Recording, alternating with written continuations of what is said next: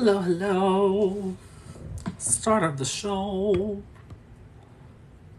Okay.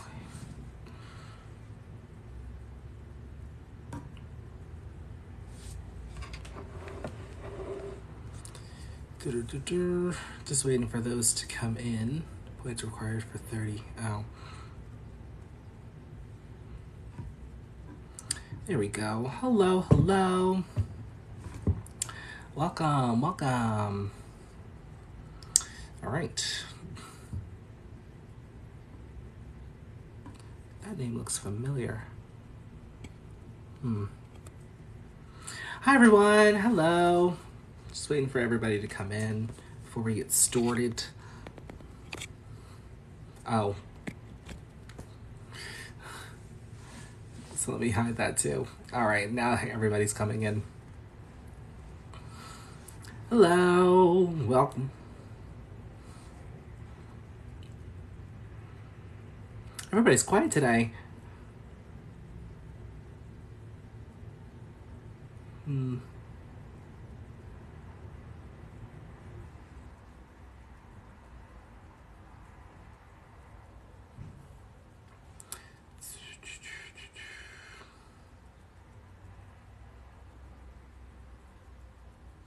Hello. How are you doing? Happy Thursday. How's your day so far? I guess we're just waiting for people to come in. I'm doing good. I'm doing okay. I just got off the phone with a good friend. We were chatting, but she had a meeting. And so I decided to come live. I was going to go live later, but I may end up coming back later to go live if we're all going to be quiet today. But just checking in. Good. Reading aspects in astrology. Interesting, interesting. Is that aspects in astrology? Happy, awesome. Happy you had a great conversation. Yeah, I really enjoyed it. We chatted for about like 2 hours. And it was like, I had a meeting at 4, so I decided to come on live. Sue Tompkins. Interesting perspective. Hello, hello, hello. How's everyone doing? Now everybody's starting to come in. I just wanted to chat, you know. I don't necessarily, if we do readings, but like, I like the chats better. How are you, Amanda? How is everything going?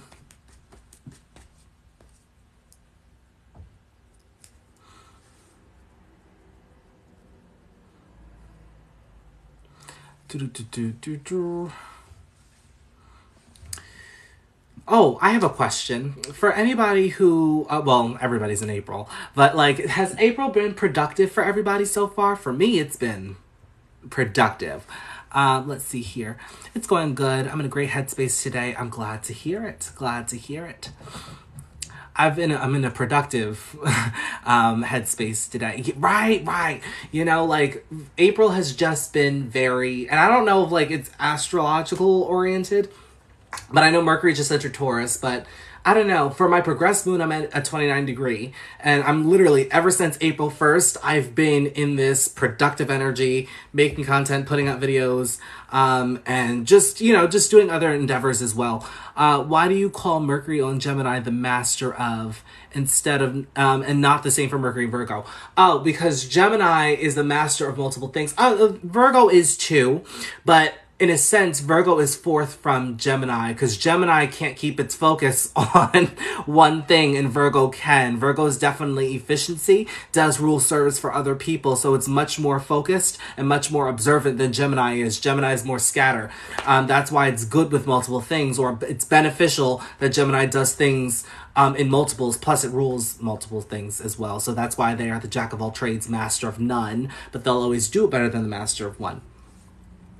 I revamped my business and got 2 verifications. Congrats. A podcast. You told me about that. Redoing the YouTube as well. I also rebranded too, as you can see. But it's just a lot that's going on too. But it's been like very productive. Like, March ended and April came in and the productivity went up. Mercury is also the element of air, just like Gemini. Gemini is the favorite child of Mercury. Gotcha. I have a random question. Mercury's harder on Virgo because it's exalted there too. It's the redheaded stepchild of Mercury. I have a random question. Do you mind if I ask what career vibes I give off? Just curious because of my zodiac. Well, what's your zodiac? Let us know. We have 2 astrologers in the room currently. I will say though, because I have rebranded, like it's been harder for me to like, oh, I wouldn't say harder. I'd just be like where I was before I rebranded. It is definitely a challenge to get back to that space, but we're getting there slowly but surely. I'm not really worried about that. Taurus.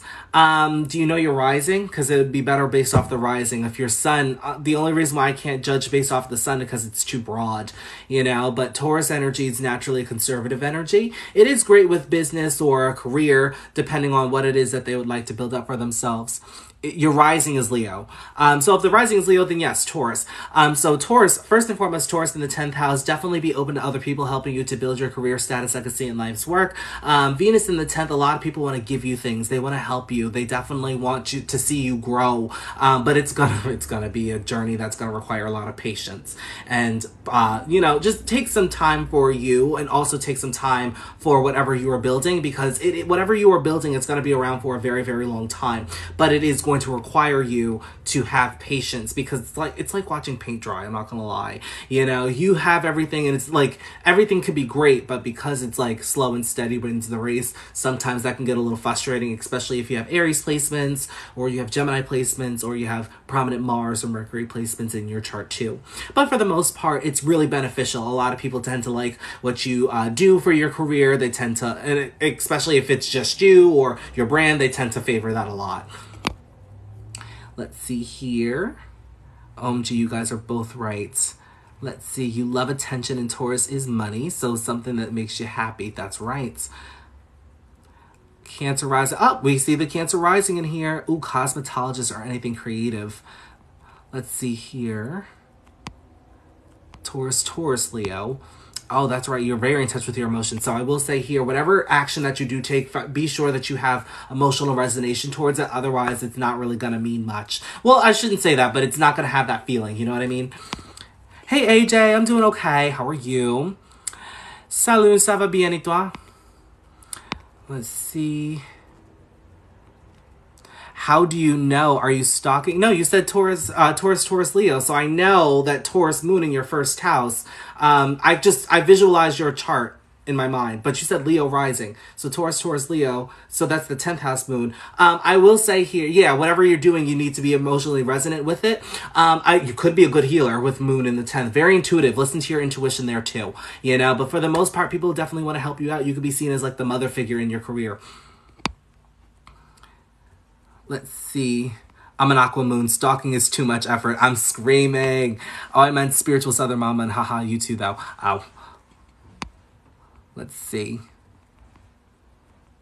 Do you use horary astrology? I honestly don't. I mean, well, I used it like once earlier this week because I had a specific question I asked the universe. But I don't usually use it on a regular. I just, you know, make the decision. Oh, 333 likes. Thank you. Synchronicity. Let's see here. Are you guys doing your big 3 so that I can analyze it? Yeah. You know, oh, I thought you meant spirit. Oh, let me see here. Virgo sun, Virgo moon. We got some Virgos in the house. The 10th house moon is a work, psychologist. Wow, I can't speak to that vibe, or HR mom. She said something about fame, and I want to become an actress, so I don't know if that would be a good career. With Taurus being on your 10th house, yeah, like I would say, why not? Where is your Venus placement? Because that will give me further indicators as to where or how your career will manifest. Loving content. Thank y'all. Thank you. Is this whole sign or Placidus more accurate? Depends on what you're looking for. Placidus is great for psychological analysis, and whole sign is great for how planets will manifest, how things will plan out, per se. You do want fame, and yes, it would be for sure. Pisces. So Venus being in Pisces, Leo, that's 8th house. So, oh, okay. So whatever it is that you do want to do for your career, you may yearn for a position of power or the type of success that not many people get, that not many people have experience with. Your career is going to bring you a lot of gains, but it's going to be very transformative. So there's going to be a lot of ups and downs in the career as well. Hello from Australia. Hello from New York. Come on, Taurus. Leo and Venus in the 12th house and Mars and Gemini in the 10th. Social media is my shit for a career. Oh, okay. You know, but it's nothing to be afraid of with the Venus and Pisces in the 8th house. Oh, you can actually come into an inheritance too with Venus being in the 8th. It's actually a very beneficial placement. Could be favorable to some astrologers depending on who you get your reading from. Hello from Cali. Hello again from New York. We're the native New Yorkers. Sun in the 2nd house and Venus in the 4th. Are you asking? Well, Sun in the 2nd house, major focus on material security, worth, value, self-replenishment. Venus in the 4th means that there is a natural, I would say a natural harmony in regards to family, home, processing feelings and emotions as well. In regards to Venus here, Venus in the 4th is actually very good in real estate, but people definitely like your expression in regards to emotions. Definitely listen to your intuition and don't be afraid to express that, especially if it's in like a Gemini or Leo. Come on, New York or Brooklyn. Yes, I'm a native New Yorker. Venus in the 8th is my great-grandma died, and I inherited the family fortune vibes. Literally, that or Jupiter. I have Cancer, Mars. Let's see, Venus in Aries. Venus in Aries, you definitely need somebody who's going to keep up with your energy in a relationship, maybe impulsive or spontaneous. Definitely watch out for that. But for the most part, Venus in Aries is definitely, you need somebody who's going to have an independence in a sense, because you bring your sense of independence in a relationship and you're really focused on yourself, your identity, your independence, your life's direction, what you want to do, and you're very certain on that. And so you would want somebody to kind of match that energy for yourself. I will say here, it's a very passionate energy. Definitely watch out for the argumentative nature. Per se, but for the most part, very lovable. Venus and Aries in the 6th house. So what I said before, but in the 6th house, it brings in the day-to-day endeavors, daily responsibilities, work schedule, routine around personal development and physical health. So I will say with Venus and Aries in the 6th house, first and foremost, the universe with Mars energy in the 6th or ruling over your 6th, your health is actually going to be in good standing because Mars is fighting for it. When the Venus is here, just be sure not to give your energy to your detriment, or just, you know, don't overly give yourself to your detriment too. Be sure to watch out for overworking yourself or workaholic energy, because this can tire you out quickly. But Venus here, I would say watch for sweets too in regards to health and personal development. But you are picky patty, aren't you? You definitely know what you want. You definitely know your standards and such. Just be sure that you can't reach your own, or be sure that you are not putting yourself in a position where you can't reach your own standards. Does that make sense? I have Cancer North Node in my 1st house. Are you Cancer rising too? Yes. What are some themes that can come with? Well, North Node in 1st house usually comes with themes of you. It's just about you. Instead of going to other people and conversing about other people or worrying about other people, it's now time to worry about yourself. You innately know what it is that you would like to do. And moving towards this, it's really focusing on your goals, focusing on taking action towards the things that you would want to do instead of confiding in advice from other people, thinking about what you should do in regards to that. Also, with North Node in Cancer, you have a South Node in Capricorn in the 7th. Very business oriented. You could be very focused on your career status, legacy, and life's work. But in this lifetime, you may find that it's harder to get the recognition and the status and the success. You're really meant to move towards focusing on your home and family, setting up a foundation for yourself in which can get you the career status, the fame, the recognition that you may be looking for. But with it being in the 1st house, you're really meant to focus on building up that foundation for yourself. This could mean building up a foundation with your name on it. This could mean whatever your passions or desires may be. It's all about following whatever you want to do. Of course, think before you do. You know, with those 7th house gifts, think before you do. Take your time to, you know, get everything together. But for the most part, North Node in Cancer is really tapping more into your emotional side, your nurturing side, your mother-like instincts, instead of the direct harshness, the dictatorial energy of Capricorn. Hello. Let's see, what does it mean to have Virgo Venus in the 8th and having Cap rising? So Venus in the 8th would probably put your Venus in Leo in the 8th house. So Venus in Leo just means that you need to have fun and adventure. You may yearn for a deep connection, especially in regards to something that may be intimate or more vulnerable as in that sense. You may yearn for depth in a connection, something that no matter what you guys are going through, it's going to be something that's there. With it being in Libra or Leo, you want more romance. You definitely want something that's going to be more lovey and something that's it's going to be more fun overall. Because the difference between the 5th and the 8th is like it's procreation versus reproduction. You know, you want something that's going to be, you know, fun and everything. Everybody's having a good time. You just want to enjoy life too. But with it being in the 8th, it's definitely somebody who's also prioritizing their healing journey. This could be a transformative relationship. But with it being in Capricorn, this is actually where you shine, the area of life that you shine. All right, so I did not do my opening. Hi, how you doing?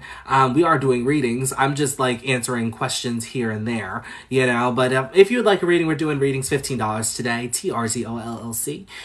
That is Cash App, Venmo, or PayPal. So if you do want a reading, they are open for today. But otherwise, I'm just answering questions, you know, getting ourselves out there. By the way, I put out some videos today if you would like to see them. Thank you. Let's see here. Mercury and Pisces in the 7th house. How do I better my relationship with the universe? Well, first and foremost, you're gonna have a chatty subconscious. Yes, you are. Mercury and Pisces gets a lot of messages through their subconscious, through their dreams. So it's really important to pay attention to your dreams. That way, you know how to move forward on your path. But when it's in the 7th house, Mercury in the 7th house actually does great with writing contracts or writing a prenup if you want to get married. But do not fall in love with the potential. I say that anytime I see Pisces in the 7th house, Saturn and Pisces, Mercury and Pisces, Venus and Pisces especially, do not fall in love with the potential. There is a huge possibility for you to fall in love with the flesh, you know, and who you think a person is, but it's really important for you to get to know an individual before you form a connection, you know. There could be a lot of karmic relationships here with Pisces being in the 7th house, so it's really important here that you're tapping into that intuitive nudge when the universe is giving you some downloads. Definitely pay attention to how you feel when you're around other people as well. Let's see here. First, can we ask questions about the fixed stars? Like Regulus, Aldebaran, and all of them? I know a little bit of information, so I could try to answer your question, but if not, I will not spare you the jibber jabber, if you know what I mean. Thank you so much for your help. Of course. Let's see. I missed your lives. Well, I've rebranded, so I am back. But I'm not back every day. I can't do it every day. That's too much. But, you know, I'm just back. I'm answering questions, and readings are open if anybody wants. Where do you get all your knowledge? I'm trying to be like you. Astrology found me. You know, I'm not going to lie there. Astrology definitely found me, and I'm grateful for all that it has done for me, you know. But honestly, I will recommend KRS Astrology. Alyssa Sharp helped me out in the beginning, didn't really help me out after I got on Clubhouse, but I learned from everybody. I definitely learned from, as I said, KRS Astrology, like YouTube Astrology. I learned a lot from there. I learned a lot sometimes from TikTok. I got off TikTok for a while a couple of weeks ago because I wanted to fall in love with astrology again. So I think that also helps, falling in love with it, you know, because I have Jupiter in the 8th, so I would literally go down a rabbit hole. I do that for a living, you know. But that's what works with me. Let's see. Thoughts on Virgo 12 stellium. I just need the planets that are going to be in that stellium for more specific analysis. Thoughts on Aries, Sun, Square, Capricorn, Pluto. What house? Because this could be a little broad. I definitely want to be more specific here. Moon, Venus, Capricorn, 10th house. Okay, so Venus in 10th house, as I said earlier. This means that other people definitely want to help you out, give you some resources in regards to career status, legacy, and life's work. Definitely requires you to take your time with certain things in regards to Venus and Capricorn. You need some consistency, structure, and organization in whatever you are trying to manifest for yourself. You're going to have a natural charm in career, so people definitely want to help you out, but whatever you're doing, you just need to have emotional fulfillment towards whatever it is that you're trying to manifest for yourself. Otherwise, it just won't work. It just won't have that feeling behind it. Watch for suppressing your emotions, any emotions that do come from career status, legacy, and life's work as well. Let's see here. Pluto in the 1st house, Scorpio rising, praying for you. I am. Anyway, Pluto in the 1st house, you need to realize the power that's within you because people tend to project onto you and you just don't know why. You don't know why people find you to be intense or intimidating. You think that you're the kindest soul. When in reality, it's that Pluto placement. It's not that you're doing anything wrong. It's that you're holding up an unconscious mirror that is triggering other people's wounds. And so because of that, they tend to project. They can heal or they can project, and they're going to project because it's easier. You know, they want to make themselves feel better. But at the end of the day, don't take on that projection. Just realize the power that's within you. That's really mastering the power of the 1st house. Also feeding into yourself, your identity, your independence, really focusing on your life's direction, taking action towards that as well. That's what helps you to stand into your power, just as much as you don't over obsess in this area of life too. Thank y'all. Let's see here.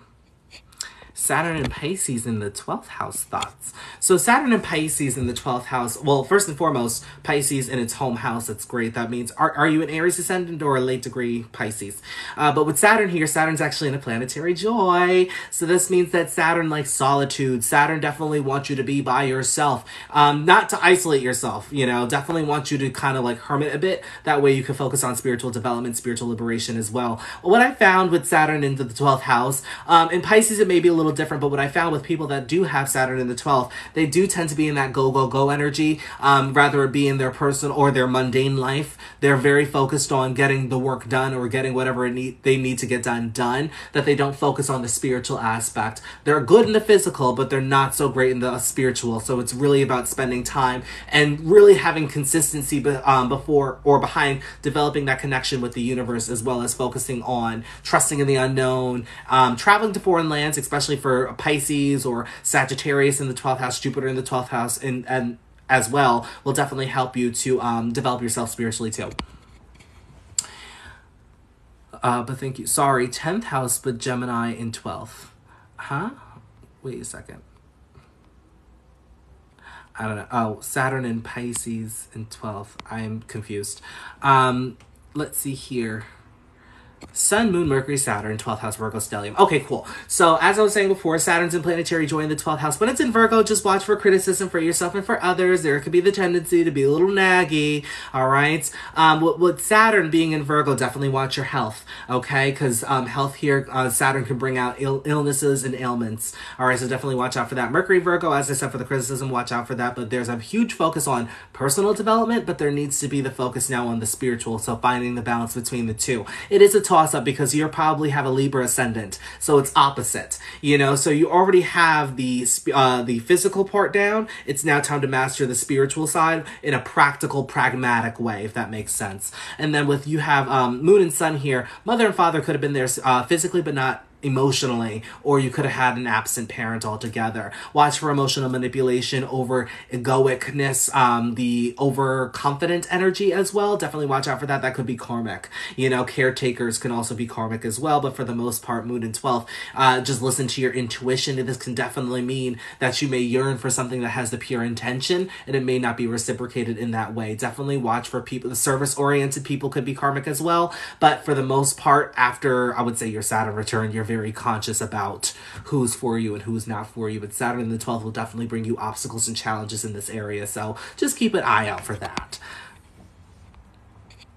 I have Aldebaran conjunct MC and Sirius conjunct Sun in my chart. I can't answer Sirius. I can't. But Aldebaran conjunct MC.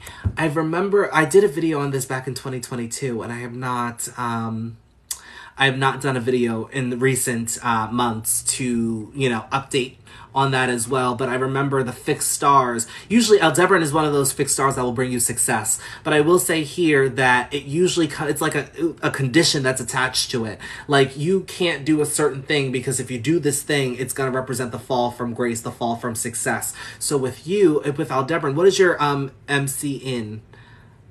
Because that'll just help me out there. How do we book a reading? So readings are open. If you just want a reading, just donate $15 to Cash App, Venmo, or PayPal, TRZO LLC, as somebody just did it.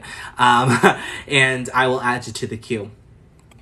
So, oh yeah, Aldebaran's in Gemini. So, Aldebaran being in Gemini, you need integrity in your career status, like I say, in life's work. So it's really doing things from an honest perspective, because if there's no integrity, this will represent the fall from grace. So you're walking into success natally just by you being your own energy. You can also benefit from having multiple businesses too. I'm just going off a tangent here. But I will say that just watch out for doing things out of spite or spreading misinformation. Make sure you have your ducks in a row, because this can represent the fall from grace if anything is out of place in that degree. How long is the queue? Do you do readings live? Yes, I do the readings live. You're going to see the chart in just a second. Somebody just donated, so we're going to get started.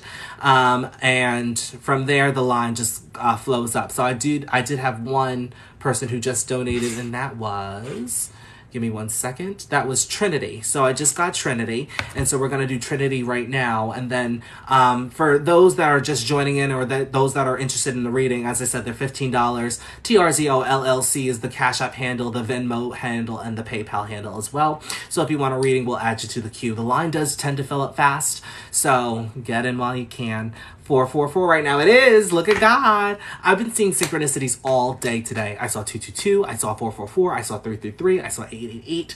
I've been seeing 1111 or 111 a lot. So I don't know. For those that do know about the progress charts, right now my moon is at a 29-degree progressed moon, and it's my chart ruler in my progressed moon as well too. So I'm like, April's gonna bring some big changes. I feel it. I do. Let's see here. Also, by the way, if you guys are sending Cash App, Venmo, PayPals, just be sure to include your birth time, date, and location.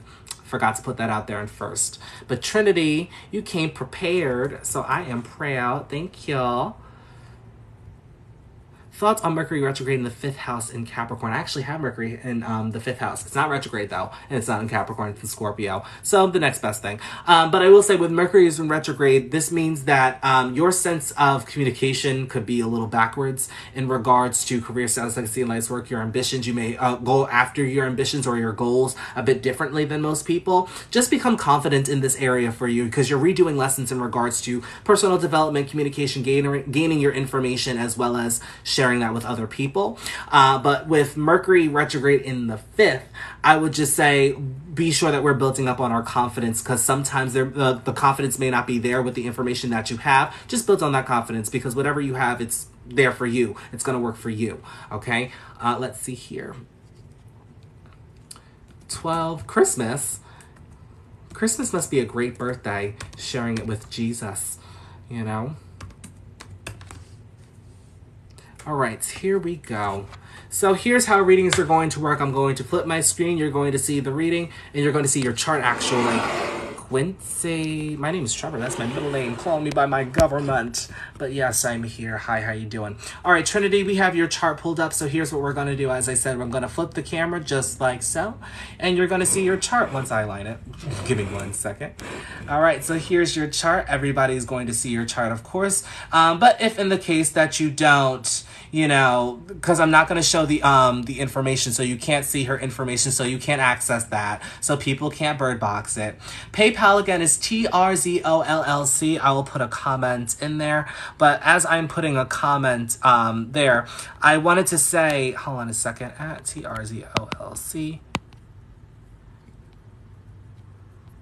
So as I was saying, yeah, so this is the chart you're going to see. You're going to see the chart for the most part. I'm going to get to the critical degrees in just a second, but this is what the chart looks like, so you're going to see that for the most part. All right, so for critical degrees are degrees of significant importance. So this means that if you have any critical degrees, be sure to go look at your the area of life that it falls in, so the house that it falls in. As of right now, I'm not seeing any critical degrees. You are very, very close to having your ascendant at the Regulus degree. But let's see, over here you do have a critical degree. Mars is at 22 degrees Aquarius. So you only have one critical degree, nothing bad, nothing major. Whoops, you changed your user, so I forgot. Oh yeah, no worries. Yeah, no worries. TRZO LLC is the is for Cash App, Venmo, or PayPal. They're all the same thing. Let's see here. I did get a Cash App, so I'll do them next. Okay, so Leo Ascendant. In a past life, you're definitely focused on being part of a larger organization. Friends, groups, networks definitely could have been a focus as well. Executing your future endeavors and really putting your ideas into a tangible reality could have been something that you did in a past life. In this lifetime, you do have a lot of energy and drive, and sudden changes can definitely happen in these areas of life too. But this is going to manifest in regards to relationships, partnerships, interpersonal connection, business and business contracts. You may yearn to be understood in a connection. You also may yearn for a relationship. Now, this can come for you because you just got out of Saturn being in your 7th house, so you definitely did learn over these last 2.5 years what a relationship actually is going to take. Now, Pluto being in this house right now, it could be conjunct your Neptune placement, so it could be giving a transformative hope on what a relationship may be. You may yearn for a powerful relationship during this time. Just be sure here that we are approaching relationships in a realistic sense, okay? But But in this lifetime, you're really meant to focus on self-expression, building up that confidence, shining your light, not dimming it because of other people's projection. Also having fun, really going on adventures. Love and romance may be a topic of interest for you as well. And children too. This is going to manifest through those themes as well. With it being in Capricorn, career, status, legacy, and life's work definitely also may be at the forefront. But that was actually in Placidus. In whole sign, it's going to manifest in your day-to-day. It's going to manifest throughout your mundane responsibilities as well as work schedules, routines in regards to personal development and physical health. So it is really important here that you pay attention to your health. It's going to be very pivotal for you. Now with the North Node and Moon in your first house, whatever action that you take, you definitely need some emotional fulfillment with it. Otherwise, it's going to be the chop. You know, it's not going to be worth it. But with North Node being in Leo, you are meant to build up on your confidence. You are meant to shine your light and really not dim it because of other people's projection. As I said early on, you're also meant to help motivate other people as well. This is Trinity's chart. By the way, this is Trinity's chart. So anyway, as I was saying, now North Node being in the first house, you're definitely meant to focus on yourself, your independence, your identity, as well as your life direction, taking action towards that. You have it in the 12th house in Placidus, so this can mean spiritual development is also going to be very important for you, establishing that connection with the universe and really focusing on trusting on the unknown. This could bring in some karmic dealings here. Mother could have been a karmic figure for you. Watch out for emotional manipulation as well as watching out for caretakers, nurturers, because this can sometimes be karmic for you, okay? Now, I'm just hopping around here. You do see that you have a Taurus MC with Saturn there in the 10th house. Very, very good placement, especially if you're trying to build up some wealth for yourself. Just be sure here that you're putting some consistency, structure, and organization in your career, status, legacy, and life's work as well. This will definitely bring in the success and the status for you that you so long for. You may want to be remembered for something. You want people to recognize you for the hard work that you put in for your career, but it's going to come probably in the second half of life, probably after your Saturn return. It could come before because things are actually picking up on the universal energy level, but I will say with Saturn in the 10th, it usually comes around the time of your Saturn return. With Taurus MC, you just need patience within whatever you're doing within your career. Other people definitely want to help you out. Just be sure to accept that help from other people. They can also give you resources as well too. Oh, thank you. Thank you. Thank you. I have the opposite sign in my North Node as Trinity. Let's see here. Oh, you have the Aquarius North Node. Very interesting North Node. I love a North Node in Aquarius. But North Node is being in my 8th house. Anyway, Jupiter in Aries, you are actually in your Jupiter return right now. So now is a great time to focus on philosophy, figuring out what your life means to you. Also figuring out your belief system. Doesn't necessarily have to be spiritual, but you are meant to expand on that, okay? And during this time, you may travel. You definitely may get some opportunity to figure out what lifestyle is best suited for you. Heck, you may find yourself in a leadership position with Jupiter being in Aries too. This just may be dumb luck, but at the end of the day, this is the universe saying, hey, you completed a cycle, here you go, here's your gift, okay? Just be sure here to watch for overindulgence and watch for naivete, okay? I did talk about Mars in Aquarius as well as Uranus and Neptune. Just be sure here also, I meant to tell you with Mars, if there is an interpersonal connection issue with just a one-to-one person, do not involve other people. You may yearn to be dominant, but just don't bring in other people, you know, in the situation that it just deals with you and another person. That's it, you know. Let's see here. You do have Sagittarius placement. You got the party in the 5th house here. So I will say, with Mercury, Chiron, and Pluto being in your whole sign 5th house, maybe I should change it. That way I'm not confusing you, because I'm also reading Placidus as well. Or I'm also reading whole sign as well. But with Mercury being in the 4th house in Placidus, I would say education definitely could have been pushed in the home. You could be very intuitive. So it's really important to listen to your intuition and not to run away from your emotions. Do not run away from your emotions. It's really important for Sagittarius on the 4th house cusp. Also, Pluto here can indicate that you had a transformative upbringing, a lot of intense situations that could have happened early on. This is things that you are healing from, okay? Be sure to let go of any emotions that no longer serve you. That's going to be very pivotal, and it's going to help you to step into your power here too. In the 5th house, you could have had people that tried to dim your light because they were trying to project. They didn't like what they saw, all right? So it's really important here that you are having fun, going on adventure, really doing things for you and expressing yourself in that. That will help you to heal yourself and to heal others. Finding a specific belief system or a philosophy that will, or a lifestyle that best suits you, that'll also help you to heal yourself too. and it'll also help you to step into your power. But I will say, probably when you grew up, you didn't really resonate with the belief system or the philosophy that was bestowed upon your life, so you were urged to find your own in this lifetime too. Mercury and Sag, you're definitely meant to share your experience. You're definitely meant to share your wisdom, share your story. You could be a teacher. You could be somebody that people confide in for advice or just to talk to somebody. Definitely be that person for other people, because this can actually give you some good karma, okay? Last but not least, you do have Venus and Scorpio, really great for real estate. I'm not gonna lie for you. You could be very powerful in that arena. But because it is opposing your MC and it's conjunct your IC, that's why I said it's really good for real estate. But Venus in the 4th house, especially when it's in Scorpio, people definitely like when you're expressing that darker side of yourself. So definitely find an acceptance for all of yourself, even the darker aspects as well, because people definitely like that charm about you, okay? Also, when it comes to expressing your emotions and really showing that mother-like energy, people definitely resonate with this as well. Watch for people-pleasing here too. You definitely may come from a loving family, but Venus in the 4th house really gives that energy of, oh yes, we're all great, you know, to the public, but then behind the scenes we have all these issues, especially with it being in Scorpio, because you know Scorpio is just not that girl. Love and hugs. I'm a Scorpio sun. I said what I said. But I will say, with Venus being in Scorpio here, you may have a family that puts on a good face for the public, and then behind the scenes it's a lot of it's a shit show. I said what I said. You know, so just be sure here that we are healing from those experiences, especially letting go of what no longer serves us, letting go of what no longer is in alignment, okay? But that's pretty much all I'm seeing for your chart for the most part. There's one last thing before I want to let you go, because you do have that, is that a Grand Cross? You do have a Grand Cross. All right, never mind then. That's pretty much all I'm seeing for your chart for the most part. Thank y'all. All right, and we are back. We are back. We are back. Hi, how did I do? You know, this chart is so similar. Thank you so much. Of course, of course, of course. All right, let's see here. All right, so the Cash Apps are on float. I'm telling you, I do one reading and they're all going to fill up. So be sure, if you didn't pay yet, that you send the 15 to TRZO LLC. All right, so we're going to go on a roll. Hey, Mama, you are awesome. Love your cadence. Thank you. Thank you. Thank you.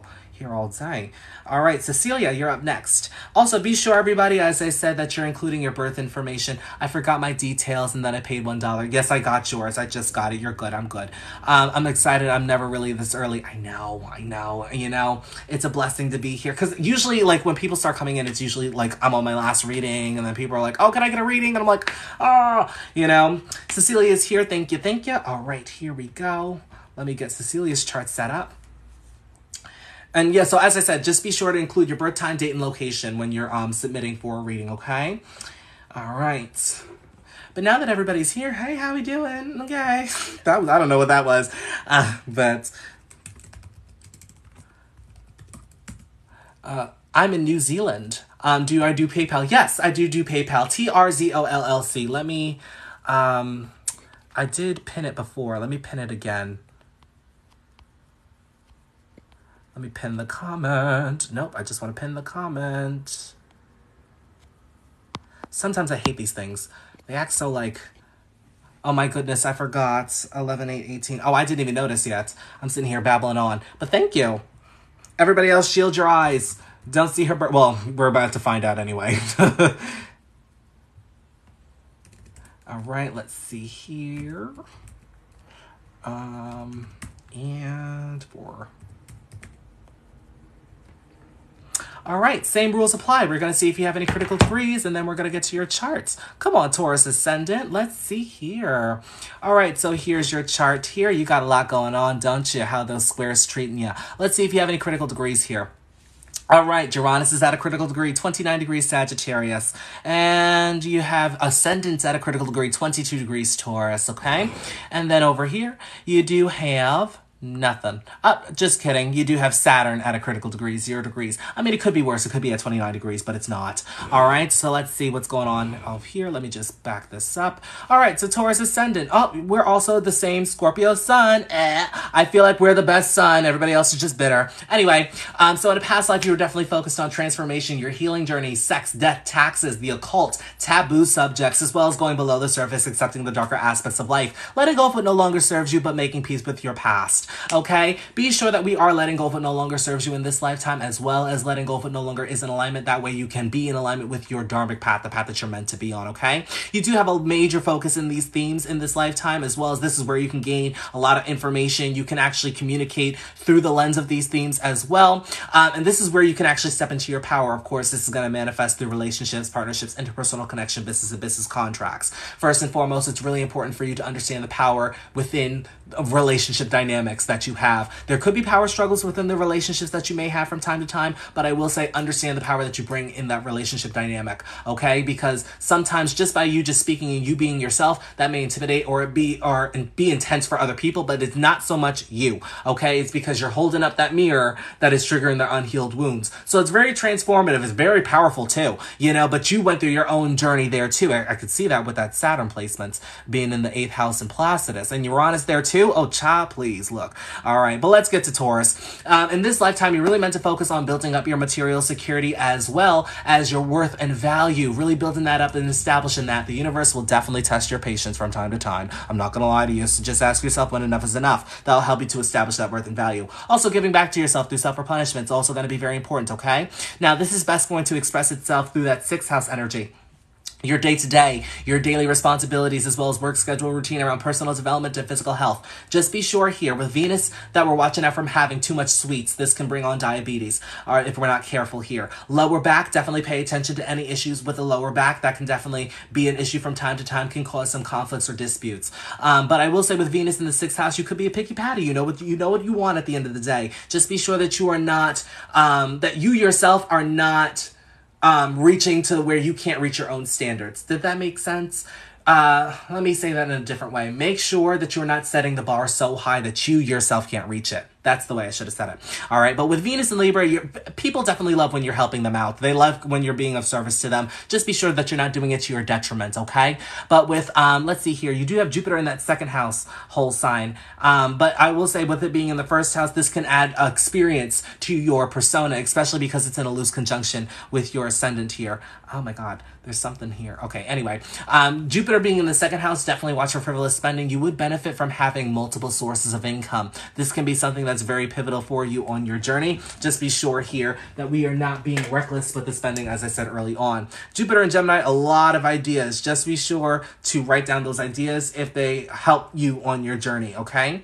But I will say that with Jupiter being in Gemini, this actually does aid within your career with that trine energy here. All right. It could be actually a loose square. Let's see here. Because it's at the beginning of Gemini, beginning of Aquarius. No, never mind. That's the trine. So I will say effortless energy here. So definitely pay attention to your ideas because they can help you out around your career status, like it's in life's work. You're meant to do something original, something that very few people know how to do. So just be sure here that we are putting our ideas into practical use, okay? But not rushing to get our future endeavors executed, if that makes sense, okay? We also have Chiron and Cancer in that 3rd house area here. There are wounds around communication, developing your skills. This could have came from the family. This could have come from home, the mother figure specifically. Just be sure here that first and foremost that we are finding that place of belonging within ourselves, and that we are also giving ourselves the ability to process our feelings and our emotions. That'll help you to not only heal yourself, but to heal other people. Also, with Chiron being in the 3rd, you need an outlet that'll best help you to get your words out, to share your opinion, to share your thoughts. All right. So I recommend writing the letter that was never delivered. I feel like it's the top favorite. All right. So writing the letter out, saying everything that you wanted to say, but never delivering it because it gives you closure, and it doesn't, it kind of like doesn't give you the judgment that it may come with somebody else. You don't have to take anybody else's feelings into consideration. You could just say what you need to say. But that's what helped me on my journey. I don't have Chiron in the 3rd, but I have North Node in the 3rd, and I know that I've had issues with communication my whole life. Sometimes my mind still moves faster than my mouth. I'm not afraid of it. I'm not afraid of failing. But that definitely helps me out. Let's see here. And then you do have Saturn and Uranus. We talked a little bit about it before, but we're going to get into it right now. It is technically in your 9th house. Uranus is in your 8th, and then Saturn is at the start of your 9th. So this is going to manifest for you in a variety of ways. First and foremost, watch for controlling issues. Watch for micromanaging things that are outside of your control. All right? Because Saturn here has a big tendency to try to be on top of everything, that in the 8th house, the house of you don't know what's going to happen next and you don't know how sudden it's going to happen.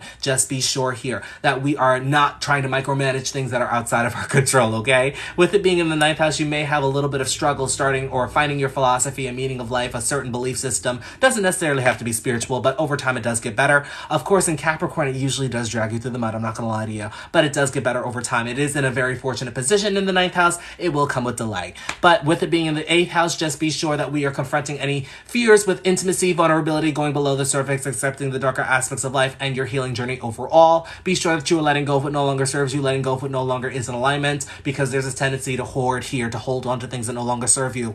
Sudden transformative changes will definitely happen to let you go, to help you to let go of things that no longer serve you as well. All right, Neptune here in the 9th house in Capricorn, you may yearn for recognition or achievement of some sort in regards to your career, status, legacy, and life's work. You also may yearn to find a belief system or to find a lifestyle that best suits you necessary. Just be sure to really go after this area of your life with a realistic sense. With Saturn being here, this actually helps you out tenfold, so I don't really need to elaborate much on that after. Oh, I will say with Saturn in 9th, because I'm currently going through that transition right now too, I will say that you may question a lot about what your belief system may be. Ask questions. Don't be afraid to ask questions, because I will say with Capricorn energy, you're meant to start something here. You may be onto something with your belief system, so don't be afraid to ask questions.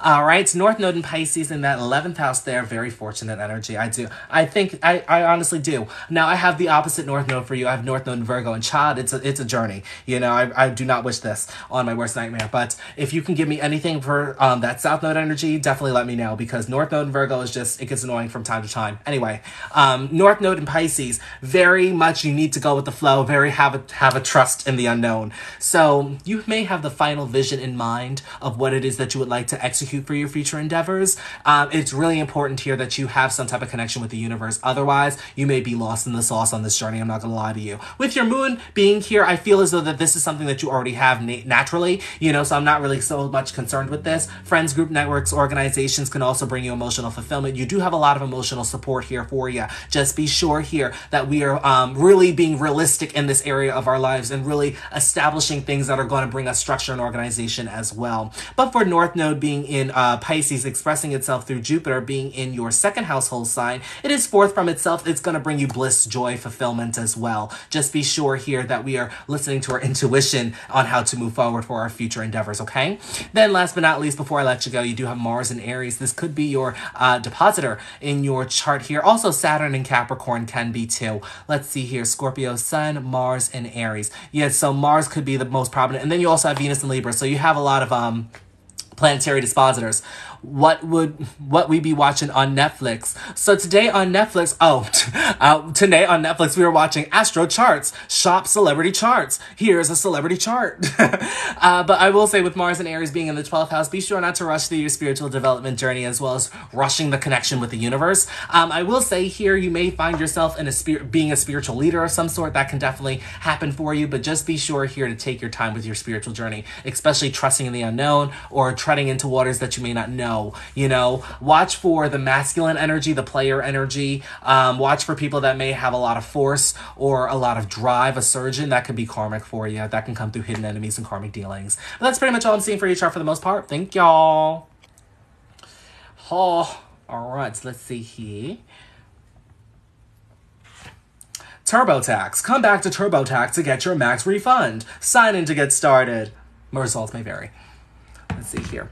All right, I did Cecilia, and then we have Michelle. Michelle, is Michelle here? Michelle, let's have a word. Can you send... That was amazing. Thank you so much. Of course, anytime. Michelle, I just need you to... Oh, Michelle is here. Great. Can you send your information to my Instagram? Because you didn't send it. Or, oh, wait, hold on a second. Were you the... Yep, never mind. I got it. Never mind. Just kidding. Yep, I got it. Yep. I got it. I forgot that you sent it with the $1. All right, let's see here. Wow, if I can spell. And so while I'm doing that, let's see here. Oh, I don't have my poll anymore like I used to do. Nah, I won't do it. It's okay. I had the moment earlier too. You got it. You got it. All right. So let's see here. Crystal, Minnesota.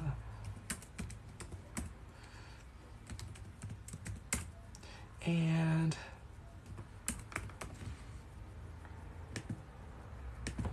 all right, here we go. Hi, Sophia. How you doing? Long time no chats. How you doing? Your video actually popped up on my FYP today, and I was thinking of you. How you doing?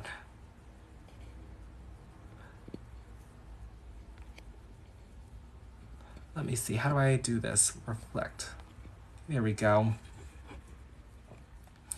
And that's your chart. All right, so here we go. Come on, Aquarius Ascendant. We see you. Child, let's talk about this T-square. We're going to get to that in just a second. All right, but first we got to check out these critical degrees. Do you have any? You do. Pluto's at a critical degree, 26 degrees Libra. Then we have your MC at a critical degree, 4 degrees Sagittarius. Come on, party people. It's all that, well, it's mutable and cardinal. Let's see if you have any fixed. No. But let's see. Do you have any critical degrees over here? You do. Your moon's at a critical degree, 4 degrees Sagittarius. All right. Amazing. I'm getting there. Have a fabulous full lunar and a wonderful Easter. Oh, thank you. You too. And thank you for the Easter eggs. I really do appreciate it. All right. Let's see over here. All right, in a past life, you were definitely focused on self-expression, building up your confidence and expressing yourself, shining your light, not dimming your light because of other people's projection. Sick. Also focused on having fun, going on adventures, as well as love and romance. Children could also have been a major theme in your life in a past life, but in this lifetime, you're definitely meant to focus on your ideas. They're quite innovative, can progress the society forward, make the world a better place. You know, Mother Teresa, you know what I mean? Anyway, it's really important for you to listen to your ideas, okay? Because you can actually execute any future endeavors that you may have for yourself. Friends, groups, networks, organizations can also be a major focus and theme in your life as well. But it's really first and foremost important for you to not be afraid to beat your own drum with the sun being here too. Very strong personality. Anything that you do in your for taking action, this can actually benefit your philosophy, meaning of life, your specific lifestyle that you would like to manifest for yourself. Saturn is here, but it is exalted in Libra, so it's not that bad of a mix. I will say there may be a little bit of challenge and obstacles in the beginning, but it will definitely get better with a span of time. With it being in your 8th in Placidus, your healing journey is going to be very important. Watch out for controlling issues here, okay? Micromanaging things that are outside of your control as well. That's also going to be very beneficial for you. With Mars here, just don't rush through your healing journey or rush into a specific philosophy or a belief system, a meaning of life, a specific lifestyle. This can lead to years of undoing. Pluto here, you will definitely... Did you drink water? I did not, but my water... I had to throw out my other water bottle because I finished it yesterday.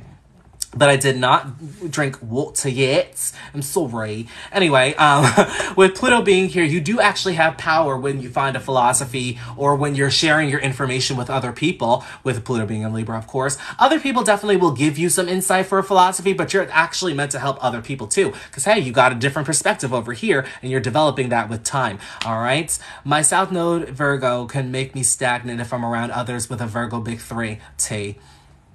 All right, then you got Jupiter sitting on your 10th house. Well, it's in 10th house whole sign, but your houses are a little bit different, skewed to the left a little bit. But I will say with Jupiter and Scorpio, you're definitely looking for the truth, aren't you? You're a truth seeker, and you've been through a lot of transformation in your life too. So don't be not help yourself, please. With Jupiter being in Scorpio in your 10th house, a lot of opportunity is going to come in for you. Just be sure not to over-obsess with your career status, like I say in life's work. But Jupiter being here, you are going to naturally seek for the truth and dig deep for the truth. So other people may find that to be intimidating or intense. Don't give in to that, okay? There's a lot of power that comes with this placement. Don't take it for granted, all right? Let's see here where your moon places is at. That's at Sagittarius. So you have Sagittarius conjunct Uranus. Oh, God, child, I'm so sorry. Oh, my God, you got the moon conjunct Uranus. Oh, God. And it's in the 11th house. And it's not that bad in the 11th house. Just don't over-intellectualize your emotions here. Could have moved around quite a bit. Very sudden changes here, too. But I will say that emotional fulfillment can actually come suddenly, and the execution of your future endeavors could definitely come suddenly too, because your MC is also in this conjunction as well. So part of what you're meant to do is live that larger than life persona, really share your experience, your story, your wisdom with other people, kind of sort of with the Saturn and Libra placement too. So there's a lot of indicators that you're meant to be of service in that department, really share your experience with other people and help other people to find the meaning of their life, whatever that may mean to them or whatever that may mean to you. You may fantasize about this. This is something that you may desire in your life as well. You may desire friends, groups, networks, and organizations that align with your belief system as well. Just be sure here that we're watching for naivete, or watching for that energy of what is that energy? That recklessness energy, you know, per se, especially with Uranus there. But do pay attention to your ideas, okay? Because you could progress society moving forward. It's a little bit of this ascendant energy manifesting here too. That's a whole lot of energy. Child, look, not y'all giving this child the slander, all right? She has to live with that. Anyway, I'm just kidding. I'm just pulling your peach. Anyway, you do have Venus in 12th house in the sign of Capricorn. Feminine energy can definitely be karmic. Higher ups, people that are in a position of authority, father figure even too, could have been karmic. Just be sure here that we are taking time in solitude. Capricorn rooting the 12th house, that means Saturn is ruling your 12th house. Does great in the 12th house because it is in planetary joy. Just be sure that we're focusing on spiritual development, spiritual liberation, as well as establishing that connection with the universe. Traveling to foreign lands can definitely help you out here too. Not Sarah McLachlan. Anyway, traveling to foreign lands can definitely help you with that Venus placement. Just be sure that we are monitoring our spending and definitely doing things in the pragmatic way here too. Major T-square energy, as I was saying earlier here, with your 6th, 12th, and 9th house here, tapping into communication, developing your skills, siblings, cousins, your immediate environment, as well as becoming curious of mundane knowledge, will definitely help you to alleviate any inner conflict and tension that you may have in regards to these areas of life. All right, it's cardinal, but it's also mutable at the same time. All right, so tapping into that 3rd house there. All right, that's where you find your identity. Hey, you know, then you also have Mercury in your 1st house too, another indicator to listen to your ideas. First and foremost, with Mercury in Aquarius, watch for racing thoughts here too, okay? It's going to be very pivotal for you. But I will say with Mercury in Aquarius, I actually have faith in you. Your ideas are quite, as I said, innovative, and they can change and revolutionize our society. So my faith is in you. I'm putting my quarters in you. Let's see here. Then you have Chiron in Taurus. In your 4th house here, wounds can definitely come from home, family, your mother figure as well.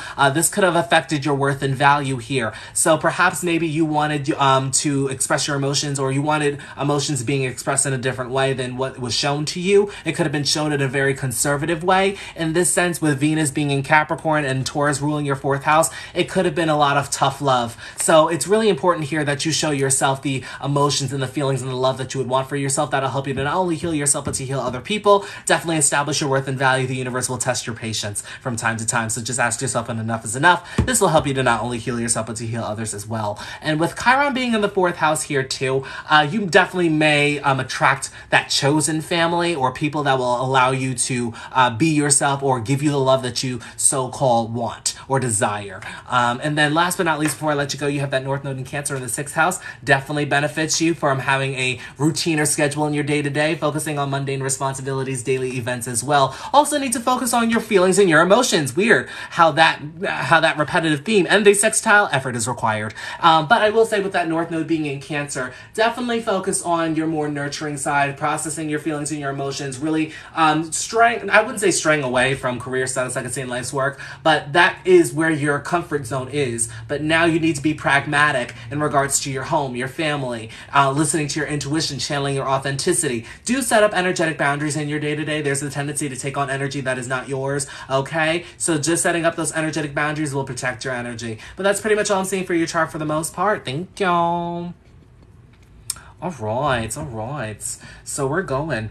So for those that are asking about readings, we are doing readings. Readings are still open if you would like a reading. They are $15. Cash App, Venmo, PayPal, TRZOLLC is the username. So if in the case that you would like a reading, all you have to do is donate. I usually get the email notification. Wow, thank you. Of course. Let's see here. All right. 1, 2, 3. Okay, so right now I only have 3 people left on the queue so far. So we have Sherry Lee.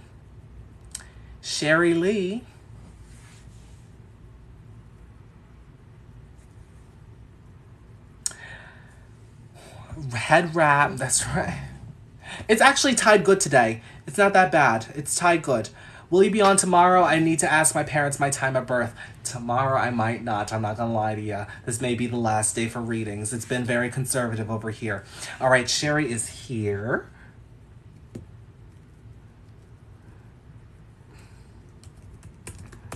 All about lollipop, oh, lollipop. Oh, the Venmo is TRZO TRZO. That is TRZO.LLC. Order now.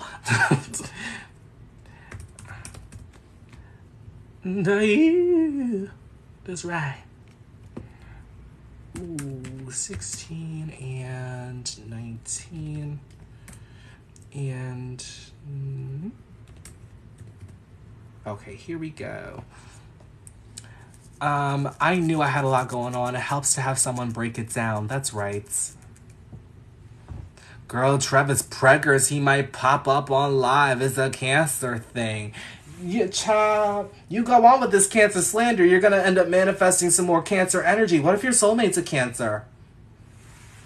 I'm not coming back. I don't claim that.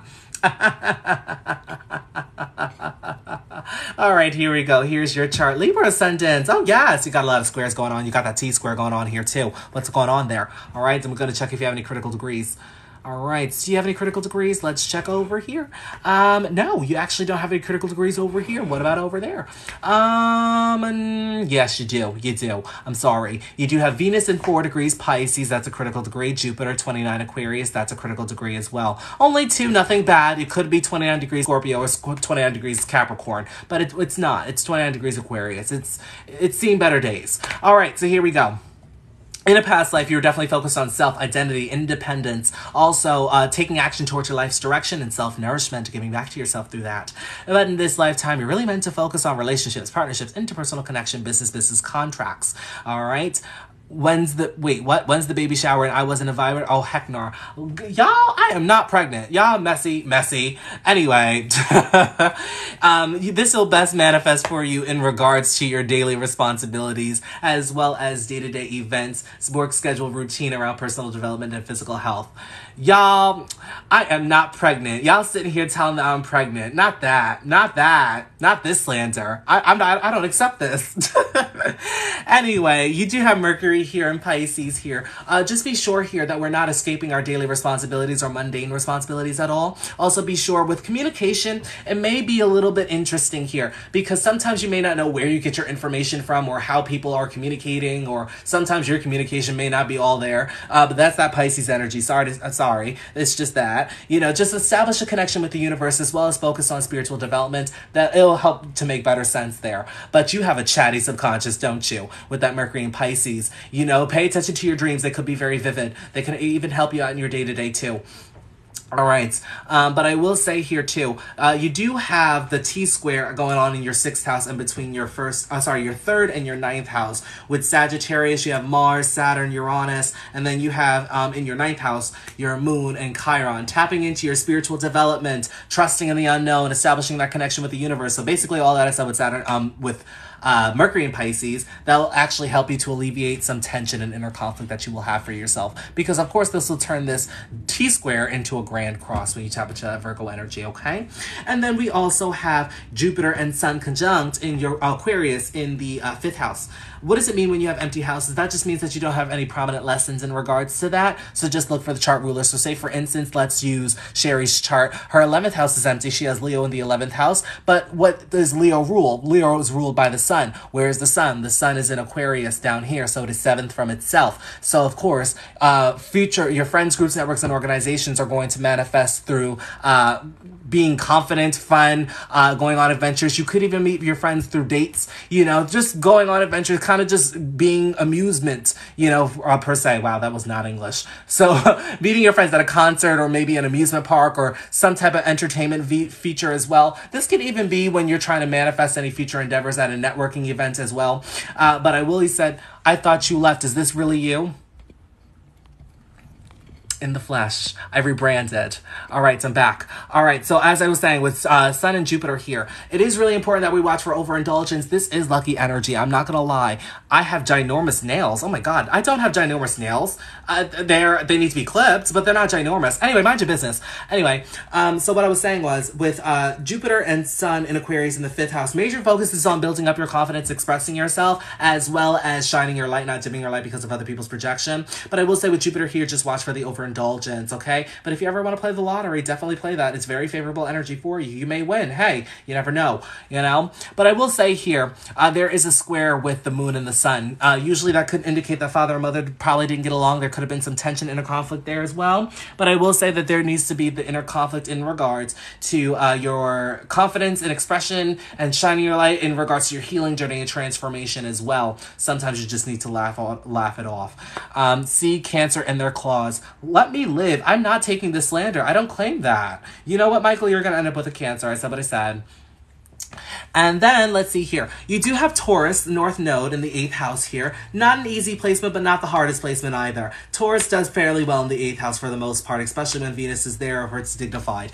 But I will say with North Node here, you could be destined for longevity. Definitely could be destined to step into your power or be in a position of power of some sort. With North Node also being in Taurus, you're meant to build material security, your worth, and your value. Give back to yourself through self-replenishment. It is really important here that you're prioritizing your healing journey, okay? It's going to be very important that you let go of what no longer serves you and let go of what no longer is in alignment. That's going to help you to put yourself in alignment with your dharmic path, the path that you're meant to be on. We can see that through the 9th house. You have Moon and Chiron there. Moon here, you can find emotional fulfillment through philosophy, the meaning of life, a certain belief system. Doesn't necessarily have to be spiritual, and then you're expanding on that as well. That will bring you emotional fulfillment. Be sure here to remain curious in your philosophy, the meaning of life, finding your own belief system per se. Remain curious. It's going to be very important for you. This will help you to share information out to the public at large. With Chiron here, you could have grown up with a certain belief system or philosophy or religion that didn't quite resonate with you. So it is really important here that you go out and find that for yourself and ask questions and then share what you've learned with other people, because you can back that up with experience here too. All right. And then going to the opposite end over here, we have Saturn, we have Mars, we have Uranus in your 3rd house. Okay. So it's not easy for you to communicate with other people, but I will say that when you do speak and when you're communicating with other people, you're very wise. You have a lot of experience with you, but it's really important for you to really master expansion, communication, developing your skills, doing multiple things. That's all the 3rd house is. With it being in Sagittarius, Sagittarius wants to expand in here, and Jupiter and Saturn's like, yeah, we're going to master that expansion, all right. All right. With Uranus here, sudden changes in communication and developing skills. Watch for spreading misinformation. Definitely could be karmic on your behalf. You're a very passionate and direct speaker. Just be sure here, with it being in Sagittarius, it actually comes with that jovial spirit too. With Mars and Sagittarius, I also have this placement. They only get mad for a short amount of time. They don't really dwell. So just make sure that you're not dwelling on any words or any thoughts as well. So definitely watch your mindset here. Pluto and Scorpio could be a very powerful earner. Just be sure not to over obsess over certain like money dealings or your worth and value as well. It could be your planetary dispositor. Just checking if you have anything else in its home sign. No. So Pluto and Scorpio can definitely be your planetary dispositor. Let's see here. Saturn and Sag, Jupiter and Aquarius, Uranus and Sagittarius. Well, you do have a mutual reception here too. You have a mutual reception with Jupiter and Saturn. But let's see. Pluto, you have Mercury in Gemini, Mercury in Pisces. So actually everything is actually leading back to this mutual reception. So with the mutual reception, you actually have Saturn in Sagittarius and then Uranus and, Jupiter in Aquarius. So it is really important here. You're actually an excellent student of life. So you're really learning how to expand while to innovate as well. So it's really important that we are finding the balance between these two, but self-effort is going to be required because they naturally sextile, although there's no placement with this as well. Is that throwing the square? No, it's not throwing the square, but it's just really important because they do sextile, though Saturn is at the beginning and Jupiter is wrapping up some lessons. They're still going to sextile, but most of your placements and most of your depositors, they're actually falling back to that mutual reception. Where was I? So Neptune in the 4th house here. Whenever I see a dispositor is basically what all the planets lead back to. So say, for instance, learning lesson here. She has Jupiter in Aquarius and Saturn in Sagittarius. So if I wanted to see what placement has the most power in a chart, I can tend to look towards the planetary dispositor because all the placements are going to lead back to that placement. So say, for instance, I want to get to the placement that has the most, the most power in the chart. How am I going to do that? We have the moon in Gemini here. What is Gemini ruled by? Mercury. Where is Mercury? Mercury's in Pisces. What is Pisces ruled by? Well, we have Neptune, we have Jupiter. Of course, we want to use the traditional rulership rulership here. So we're going to use Jupiter. Where's Jupiter? In Aquarius. What is Aquarius ruled by? Aquarius is ruled by Saturn, traditionally. Okay, Saturn is in Sagittarius. What is Sagittarius ruled by? Oh, wait, we have Jupiter in Aquarius. That is the mutual reception. It is the never-ending cycle between the two. Of course, if Saturn was, say, in Scorpio, then we would go to Scorpio being in Mars, and then that would be the mutual reception as well. But usually, if it leads back to one sign, that's your planetary dispositor, or your soul dispositor is what it's referred to as well.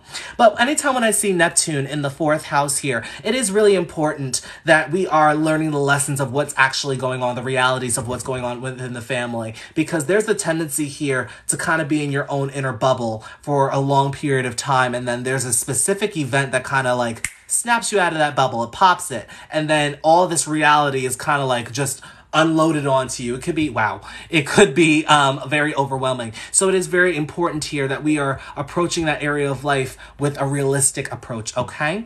Let's see here, did all that. So, okay, last but not least, before I let you go, you do have a Cancer MC. Whatever you're doing for career status, like I say in life's work, it does need to resonate with you on an emotional level. Otherwise, it's just not going to work. Karmic enemies or karmic situations, hidden enemies can definitely pop up. Your dispositor for the 10th house, it is 12th from itself. It is in Moon and Gemini in that 9th house. It is 12th from itself. So this means this could be a spiritual business or a spiritual endowment that you may be doing for your career status, like I say in life's work. Just be sure here that we are doing multiple things within our career as well, okay? Because you will definitely benefit from that tenfold. But that's pretty much all I'm seeing for your chart for the most part. Thank y'all. All right, who's next? All right, we have Kat Thompson. Kat is up next. Of course, anytime. Yes, she's here. Okay, let's see here. Wow, that is not the Q. 8, 6, and 1990. I actually like the teaching lessons. So if you guys have any questions in regards to the something to drink, I have my water, but like I'm not really thirsty at the moment. I'm good. I think I'm good. I'm gonna drink my water after. Yes, I will. But I was going to say, if you guys have any questions in regards to charts while I have it up, I can definitely give an example, so feel free to ask, okay? If you use modern rulership, would it still point to the same dispositor? It may not. It honestly may not. In some cases it might, in some cases it may not, so you really want to pay attention and decipher between the two. Any more space for a reading? Yeah, they're still open. I have, let's see here. I'm doing Cat now, and then I have Sagal. I hope I'm pronouncing your name right. And then I have Yahara. Hope I'm pronouncing your name right as well. Want to put respect on your name. All right, let's see here. So Kat, I'm just finishing up typing up her information. And then here we go. But yes, as I said, if you have any other questions in regards to astrology while I have the chart pulled up, I could definitely give good examples. And I hope that you guys don't mind that I'm using your chart as an example. Okay, let's see here. All right, Leo Ascendants. Oh, Michael, hey, we have a friend for you. We have another Leo Ascendant here. And North Node in Aquarius, Moon in Aquarius, Saturn in Cap. Yeah, it's very favorable energy. Oh, but she has Cancer placements. Don't slander her, okay?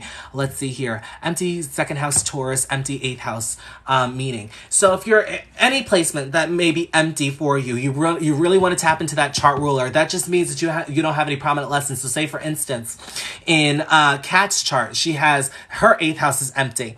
For Pisces, you want to tap into Jupiter and Neptune if you use the modern rulerships as well. And then for your Venus, you want to tap into, for Taurus, you want to tap into Venus. For Scorpio, you want to tap into Mars and Pluto. There's no need to be bitter, Michael. All right, let's see if you have any critical degrees here. Of course, critical degrees mean, wow, significant importance. Hey, bestie, how you doing? Did you see my message? I'm sorry for the late reply. I usually don't use TikTok all that much. I'm trying. You should message me on Instagram. I respond so much more faster. Or WhatsApp, too. All right, let's see here. Do you have any critical degrees over here? No. All right, over here? No. All right, so you have no critical degrees. Look at you. Look at God.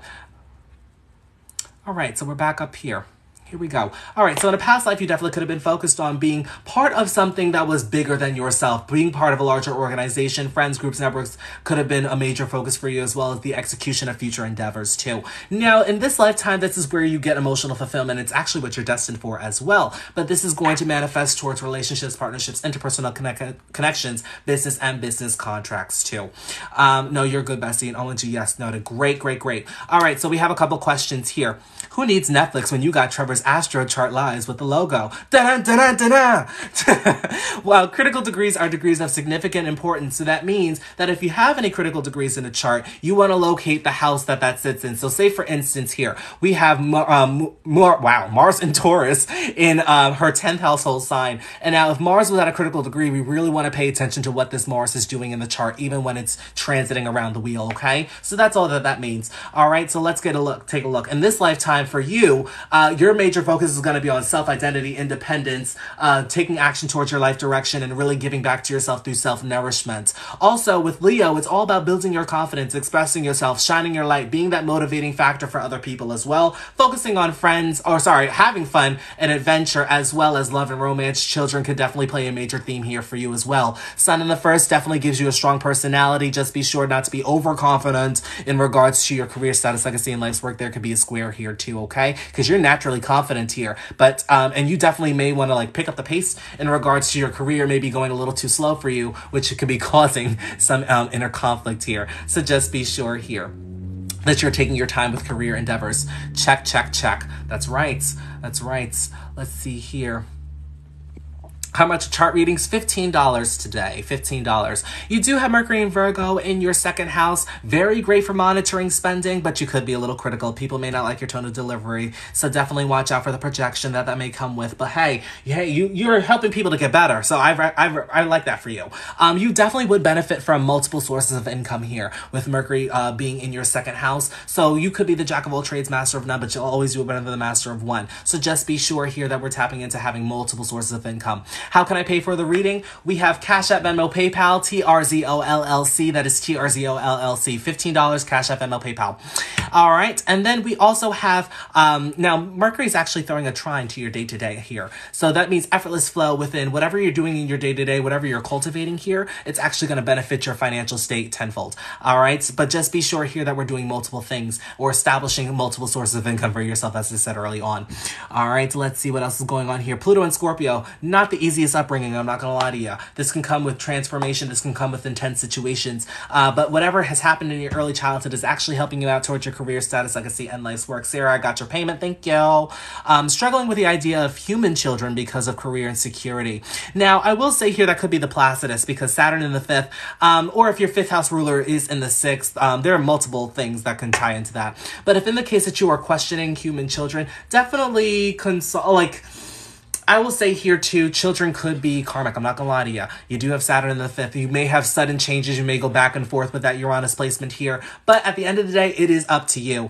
But I will say your first child will have the Capricornian energy, will probably be a little bit of an authority. You know, they could be somebody who, I wouldn't say that they're controlling, but they have everything together. They're having, they have all their ducks in a row. But because you have your 5th house in Sagittarius natally, and that is expressing itself through your 12th house, children could be a karmic aspect for you. So just keep that in mind. This is not necessarily bad because it is Jupiter ruled, so this could be good karma coming for you. And plus, Jupiter is exalted in Cancer, so it could be good karma coming back around for you. But it's all depending on you. You don't have any places in Sagittarius, so it's not a major lesson for you, so it's a toss-up.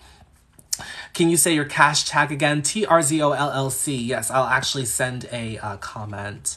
Let's see here. TRZO LLC. Thank God it's shorter because the other one, oh God, there's 3 different ones. So where was I? Oh yeah, so with children, yeah, it could be a bit of a toss-up, so it's really up to you. But I will say here with Saturn and Capricorn in the 6th, definitely pay attention to your health. You do require a lot of freedom in your day-to-day, and you may overwork yourself sometimes to your detriment, but pay attention to your health because Saturn is a natural significator of sickness, illness, ailments. Especially when it's in the 6th, you definitely want to pay attention to that. Let's see here. Also, really focus on spiritual development, spiritual liberation, establishing that connection with the universe. There's a natural balance that needs to be there. Establishing energetic boundaries in your day-to-day as well will definitely help you out too. That's how I feel. It can go either way, but aging and societal pressures. Yeah, don't give in to the societal pressures of having children if you're not fully ready to have them, okay? But I will say here, in regards to spiritual development, traveling to foreign lands can actually help you to answer your own questions. Traveling to foreign lands can even help you to develop yourself spiritually too. I'm a sensitive butterfly. Aha, my body and health is always an issue. Yeah, pay attention to Saturn here because Saturn's in your 6th house here too. So it's always going to, well, Saturn naturally wants you to really be on top of things in regards to your health too. How do I get a reading? Okay, so readings are $15 via Cash App, Venmo, PayPal. Let me go ahead and pin it because I just did it. But let me finish this first, this reading. But you can donate to that pinned handle on Cash App, Venmo, or PayPal. It's $15. Just include your birth information. All right. So we do have in the 7th house North Node, and we have Moon here as well too. Now I went over this a little bit before, but with Moon in Aquarius, just be sure not to over intellectualize your emotions. But what you're destined for is a relationship, and to be understood in a relationship as well. Partnership, interpersonal connection, business contracts. Great for business. May be interesting for relationships, I'm not gonna lie. You may benefit from having a friendship before you enter the relationship stage. That will give you emotional fulfillment though. I will say watch for emotional manipulation from other people in regards to the relationship setting, okay? Mars in the 10th house, really good for competition. You may have a lot of competition within your career, but with it being in Taurus, you definitely want to take your time. You definitely want, when you get mad, and you get mad for a while until you get tired. But I will say here, just be sure to keep your frustration under cool in the career setting because this is going to be in front of the live studio audience. So just be sure here that we are taking our patience, being calm, collected. All right. Now with that 12th house energy, as I said, traveling to foreign lands can definitely help you. There are wounds in regards to trusting in the unknown, wounds around spiritual development. So establishing that connection with the universe and really asking the universe questions will definitely help you out there. Could be wounds with people that did not take your intentions to purest heart, or your intention purely. So really, I will say first and foremost, setting up energetic boundaries, listening to your intuition, especially with the Cancer 12th house, will definitely help you to discern what is for you, what is not for you. Feminine energy definitely may not be for you, could be karmic here, but with Venus in Cancer, you want somebody who's going to be that emotional figure for you in a relationship, somebody who you can confide in emotionally as well as express your emotions to them, somebody who is not afraid to really be your authentic self around. All right, you definitely need that. This could be a soulmate connection that you may be yearning for, okay? But that's pretty much all I'm seeing for your chart for the most part. Thank y'all. I listen to the universe as much as possible. It guides me. That's what I like to hear. But I need that money, so I need to work. I know that's right. Thank you. Of course. To pay for a natal chart readings, $15 Cash App. Yes, thank you, bestie. Thank you. Let me pin it. Let's see. Let me pin it. Travel gives me the most power and energy. I thrive most abroad. Absolutely. 10 out of 10. I resonate. Sorry, my thing is coming out. Oh, I also learned how to get my hair flat because I actually wrap my hair around at night because I brush it every day. You know, Ayurvedic oil, recommended, 10 out of 10. So what I do to get it flat, I brush my hair around. I first comb it and then I put a brush around it and then I, wrap this around and then I center this. There you go. Flat, and it gives me a dome-like shape. 10 out of 10, recommend it. You 8. Thank you. Payment sense. Thank you. All right, let's see who's next. All right, I did cat, I did cherry. All right, let me reload this. Who's getting hot in here? It's getting hot in here, so wait. That's it. Let me see. While we're waiting for that. Okay, so for those, this is going to be the last call for readings. I may close it in a little bit. All right, so let's see here. I have 1, 2, 3, 4. Okay, so I have 4 readings left. All right, so I may close it in a little bit. So last call for readings. If in the case that you would like a reading, feel free to donate now. This is going to be the last call from 5:45 p.m. Eastern Standard Time. If I get any readings after that, they will be refunded, okay? So up next, we have Sagal. Is Sagal here? I really want to know how to pronounce your name because I feel like I'm pronouncing it wrong.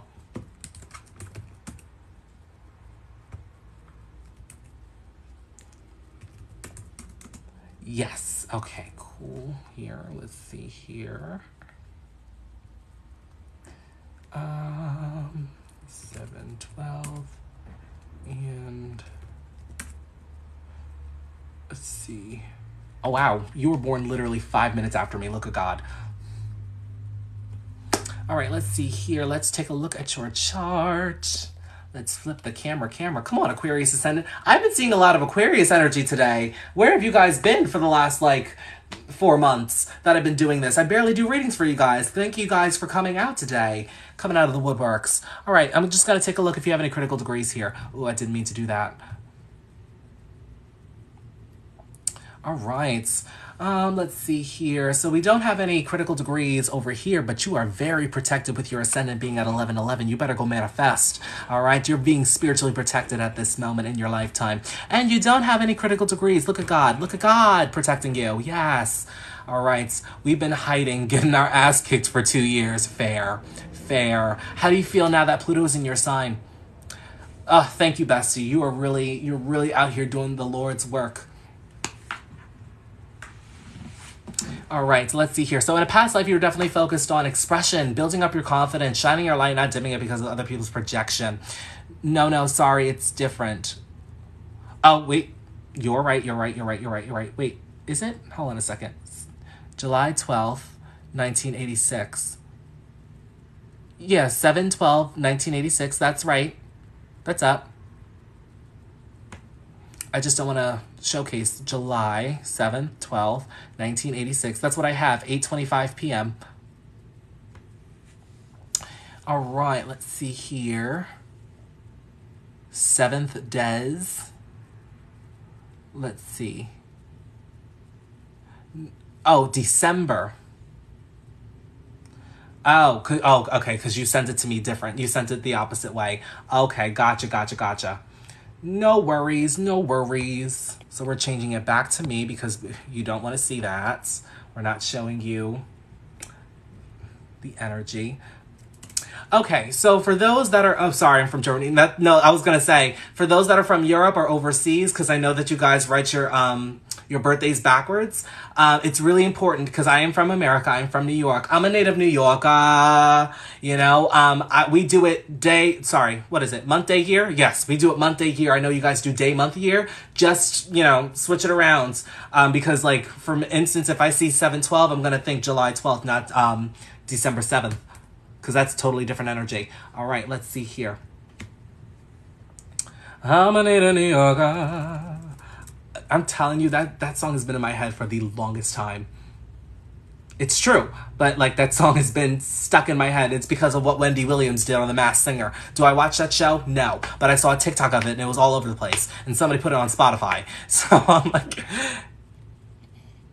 All right, here we go, everyone. Readings are now closed, everyone. It is now 5:45 p.m. Eastern Standard Time. If in the case that you did not donate, we are doing readings next week. All right? Okay, Cancer Ascendant. Yes. Okay, I like this chart better because Cancer Ascendant's the best ascendant. Everybody else is just bitter. All right, anyway, let's just check if you have any critical degrees. I worked at Native New Yorker bar as a waitress. Yes. I used to work in the city too. I worked in Hell's Kitchen. Child, it was a mystery. All right, here, let's see here. Pluto's at a critical degree, 8 degrees Scorpio. All right, see, I like the other chart better. You didn't have any critical degrees. And then that's pretty much it. So you only have the one critical degree. All right, I'll let it slide. All right. Thank you, bestie, for spreading the news, spreading the knowledge. All right, here we go. So in a past life, you were definitely focused on your career status, legacy, and life's work. You could have been somebody prominent in society as well as put in a position of authority. In this lifetime, you may yearn for that still. But in this time, you kind of need to approach this in a realistic sense. But this is going to manifest through relationships, partnerships, interpersonal connection, business, and business contracts. Great for business. For relationships, child, you need to just don't fall in love with the potential. That's all I'm going to say. Look at that. You got that Pisces influence there in that 7th house. Don't do it. All right. But in this lifetime, you're really meant to focus on home, family, sibling, home, family, processing your feelings and your emotions, listening to your intuition, channeling your authenticity. Who are you behind closed doors? Who are you truly? All right. So this is best going to manifest for you in your philosophy, the meaning of life, trying to figure out your belief system. Doesn't necessarily have to be spiritual, but you're meant to expand on that as well. Very intuitive here. Very intuitive placement. Do not listen to your intuition. You really want to listen to your intuition. If not, child, it could be reckless. really quick. Okay, and you got Jupiter here, child, look. All right, Mars, just don't rush through a certain belief system or philosophy when you first find it, or rushing into a lifestyle, because it is in Pisces. This can lead to years of undoing. We wouldn't want that now, would we? No. All right, Jupiter in Pisces is really great, especially for the gifts. You have a lot of natural gifts that you need to step into. They're spiritual, and they could come with time, but establishing a connection with the universe and really focusing on your spiritual development will help you out there. All right. A lot of favorable energy going to this Scorpio energy. Come on, Venus and Scorpio with Pluto. People may find your relationships a little bit intimidating. They may find your sense of worth and value intimidating as well. People just may see this with you, but this is something that you are expressing. You are expressing naturally your worth and value, and also your words too. Learn the power within your words. Learn the power within your value, okay? Because other people will project onto you. Don't give into it. It's just, it's a scam. Don't do it, all right? This is literally my chart with a few different placements. Yes, because this is the 7th and yours is the 1st. Let's see here. And then with Mercury and Scorpio, you definitely speak the truth. You're yearning to find the truth as well. People cannot lie to you. You are a natural lie detector. This is what you express. Okay, so just don't take on the projection from other people. Harmonious flow. You're definitely in alignment with your dharmic path, the path that you're meant to be on. Okay, that's this. That's your Pisces energy. All right, with North Node in Aries conjunct the MC, oh, you're going to have some attention on you. You're definitely meant to be known for something. You're definitely meant to leave a legacy. You want to be remembered for something. I see it. No rushing, okay? North Node conjunct MC, especially when it's in Aries, you may feel like you're on a soul's mission. That's cute. That's great. Watch for impulsivity. Watch for the spontaneity. But you really need to bring some structure and order around your career, status, legacy, and life's work in order to make this happen for yourself. Are you an artist? Are you a musician, a singer of some sort? Celine Dion has similar placements here.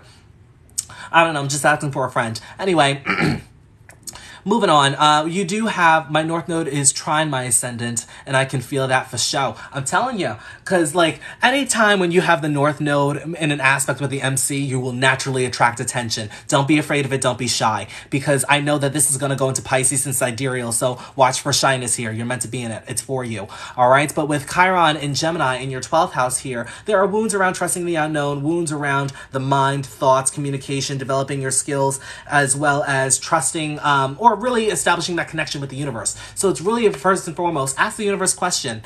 Definitely, you have a chatty subconscious, so they're trying to communicate with you, but through your subconscious. So it's really important that you pay attention to your dreams, pay attention to your subconscious. That's how you'll move forward. It'll also help you to heal yourself and heal others. There needs to be the balance with spiritual attention to your physical attention too. Definitely want to pay attention to your physical health. It's going to be very important here. Sickness, illness can definitely come along, and it can be expanded because it's ruled by Sagittarius. Your sun here, major focus on daily responsibilities, day-to-day events, as well as work schedule routine around personal development and physical health. All right, Uranus sudden changes within these arenas. Just be sure here that you have freedom within your day-to-day. You do require it. I also am a Cancer ascendant myself, so a lot of your energy I understand too. I actually have Venus and Mars and Pluto in my 6th house, and child, I work for myself because, you know, I just can't within this 9 to 5. I just can't do it, you know? But anything within your day-to-day that gives you ideas, be sure to write them down. They can actually help you to manifest any external manifest any future endeavors for yourself here too, because with your 11th house, the Uranus definitely rules your future, any future endeavors, hopes, wishes that you had for yourself.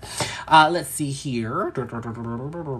I think that's pretty much it. I think I already did everything, but I do want to tap into the squares here, because 6 and 9. All right, so a lot of the practicality, pragmatic energy that you may be bringing in that Saturn wants you to tap into may be causing some inner tension in regards to your beliefs and inner conflict. Figure out what it is that you believe in. It's going to give you the emotional fulfillment. I don't care what Saturn says. Sorry. But like at the end of the day, Saturn just wants you to be practical and pragmatic in regards to being of service to other people, really perfecting your craft, all right? Because this is going to go in tangent with your MC, okay? So whatever you're doing, you're perfecting your craft, but it may cause a little conflict with your belief system. So you need to reevaluate them, okay? You might be a medium. Ooh, T, look at God. Wait a minute. Are you calling me Teresa Caputo? I'll tease my hair like that. All right. But that's pretty much all I'm seeing for your chart for the most part. Thank y'all. Oh, she was saying, got you. It was not about me. Sorry, that's Leo's signature. Anyway, moving on. Of course, anytime. I wish I could say your name. But do not put your birth date or time up, because people can see that, first of all, and I also don't have your location. But don't put that up, because Bird Box, everybody Bird Box. Oh my God. Bird box, everyone. Don't do it. But yeah, don't put up your energy. Treat it as if it's your social security card. You wouldn't put that information online. Don't put your birth information online. We can see so much in your chart. All right. I know I'm just giving general consultations today, but like I can go deep in your chart and you'd be surprised how deep I can go. But I'm just not going to do that today for you. All right. So it's really important that you don't put your information up online. You don't know who's going to have access to your energy. It's too karmic. Don't do it. Unless you have 12th house placements, then definitely do it. But just don't do it. Hi, how you doing? All right. So here we go. I'm sitting here babbling on like a schoolgirl. All right. Amazing read. Yahara is up next. Yahara is up next.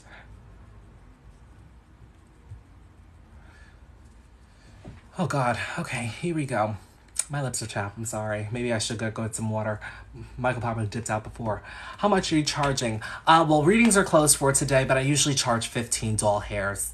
That's right. So if you grab Cynthia, Barbie, just give me 15 of their hairs, I'll give you a reading. I'm just kidding. I charge $15. Yes, Yahara, we are up to you. Did you put your information? You did. Readings are closed, bestie, but $15. That's right. That's right. Come on, Phoenix. Arizona is really like, it's in my subconscious. Like, I wouldn't mind living there for a little bit. Okay, sounds good. I'll catch you next time then. Of course, of course. Let's see. Oh, wow. That is 1889. All right, and... Yahara, are you AM or PM? From AM to PM. Somebody hit the lights, so we can work it out. That's right. Because we're gonna start a fight from AM to PM. AM, great. That's what I like to say. Could you describe me ascendants in Virgo? Very practical, need to focus on mundane responsibilities, daily activities, work schedule routine around personal development, physical health, wherever Mercury is, of course, is going to give you a deeper analysis as to how that's going to manifest. Watch for criticism for yourself and for other people. Your tone of delivery may not be something that other people may enjoy, but hey, you got to be yourself anyway. Just focus on yourself and your physical development. Everybody will work out just fine. Yahira. I'm sorry. I just wanted to put respect on your name. All right, here we go. Let me switch this around. Yahira. Let's see. So I'm going to say your name a lot. Oh, come on, Virgo Ascendant. Come on. Is that a manifestation? Is this typical to become single during your reverse nodal return? When was my reverse nodal return? I'm about to enter my reverse nodal return. I don't know. Unless it's like conjunct your Venus placements, I don't know. I wouldn't say that it does on a general sense. No. And unless it's happening in your 7th and the 1st house, then no. Yes, all the Virgo risings out here. Yeah. All right, let's see here. Do you have any critical degrees? Yes, you do. Uranus is at a critical degree, 9 degrees Aquarius. Neptune's at a critical degree, 0 degrees Aquarius. All right, so let's see over here. No. All right, nothing. You only have 2 critical degrees, and they're back to back. All right, so tell me you were born in the 90s without telling me you were born in the 90s. All right, next person, please do not put up your birth information. We don't know who's watching. Everybody, bird box. Oop, it's 555. Look at God telling you to change that, you know? And I understand that people may not know, you know, they're just putting up their energy because they just want to, you know, see, or, you know, they want the reading themselves. But be cautious of who, you know, you got to be cautious of who's watching. We don't know who's watching. Yes, they're saying it's 28, 27, 28, but we don't know who else is watching on the screen before they scroll away. So definitely be sure that we're not putting our information like that, okay? Let's see here. So my solar return for the 7th house is in my town is nothing, but outside while I travel is Venus in my 7th house. Wait, what? My solar return for the 7th house is in my town is nothing, but while I'll have to get back to this question after. I'm sorry, maybe I'm reading it incorrectly. Okay, so in a past life, you were definitely focused on spiritual development, spiritual liberation, trusting in the unknown, establishing that connection with the universe. Now, this is also important because this can come with karmic dealings. This can come with endings and loss as well. In this lifetime, you have a lot of experience. Oh, it changes is what I meant. Okay, I got it now. I got it. Yes, now I understand here too. Is it on a whole sign perspective or is it just on Placidus as well? But with Jupiter being in your in Pisces, there's a lot of experience with these themes. Just be sure that it's manifesting in relationships, partnerships, interpersonal connection, business to business contracts, okay? But I will say with Jupiter and Pisces, do not fall in love with the potential. Do not fall in love with the potential. You know, get to know somebody before you get in a relationship with them. Get to be their friends. Get to ask them how they like to eat. Do they share their food? You know, do you share your food? I don't share mine. I'm not going to lie. Maybe that's a Cancer thing. Anyway, in this lifetime, you're really meant to focus on mundane responsibilities, day-to-day events, as well as work schedule routine around personal development and physical health. This is best going to manifest for you in your feelings and your emotions, your home, your family, channeling your intuition, and really channeling your authenticity as well. Do not run away from your feelings. Do not run away from your emotions as well. This is only going to lead to suppressed emotions and blockages on your path moving forward. Saturn in the 8th house is really an indicator that you need to let go of any control issues, letting go of suppressed emotions as well. All right. Very transformative upbringing that you had with Pluto being conjunct. She's on that I see. She's on it, you know. But I will say here, really pay attention to anything that happened in your early years, because this is actually going to help you within your career status, legacy, and life's work. What you are meant to do is something that is kind of like a jack of all trades, master of none, but you'll always do it better than the master of one. You're meant to do multiple things. It's going to bring you emotional fulfillment. So whatever you're doing, make sure that it's emotionally resonating with you, okay? One thing about Taurus and Cancers, they love to eat. Child, look, yeah, absolutely. 10 out of 10, I recommend, because I do not share my food. I said what I said. But I will say here, be sure that you're letting go of any emotions that no longer serve you, as well as anything that's outside of your alignment, okay? Because what happened was, it was meant to happen, but you're breaking some generational curses here. It's not going to be easy. It is going to be a lot of work here. But definitely you want to pay attention to your intuitive nudges that you get, because the universe is definitely in contact with you. But are you in contact with the universe, T? All right? You could be a great teacher. Be sure to share your experience, your story, your wisdom with other people. People definitely like to hear what you have to say. Oh my God, wow, I said what I said. You know, people definitely like to hear what you have to say. I'm sorry, my Mercury in Scorpio is a little too passionate in the moments. I'm not yelling at you. I'm just saying, like, people definitely like to hear what you have to say and definitely want to hear what you have to go through. I kind of want to have to hear what you went through as well. But I will say it's what your major focus is here too. Be sure that you're finding a belief system, a meaning of life, or a specific philosophy that best resonates with you. That will also help you to step into your power and helps you with your identity as well. People will definitely like you for that too. All right.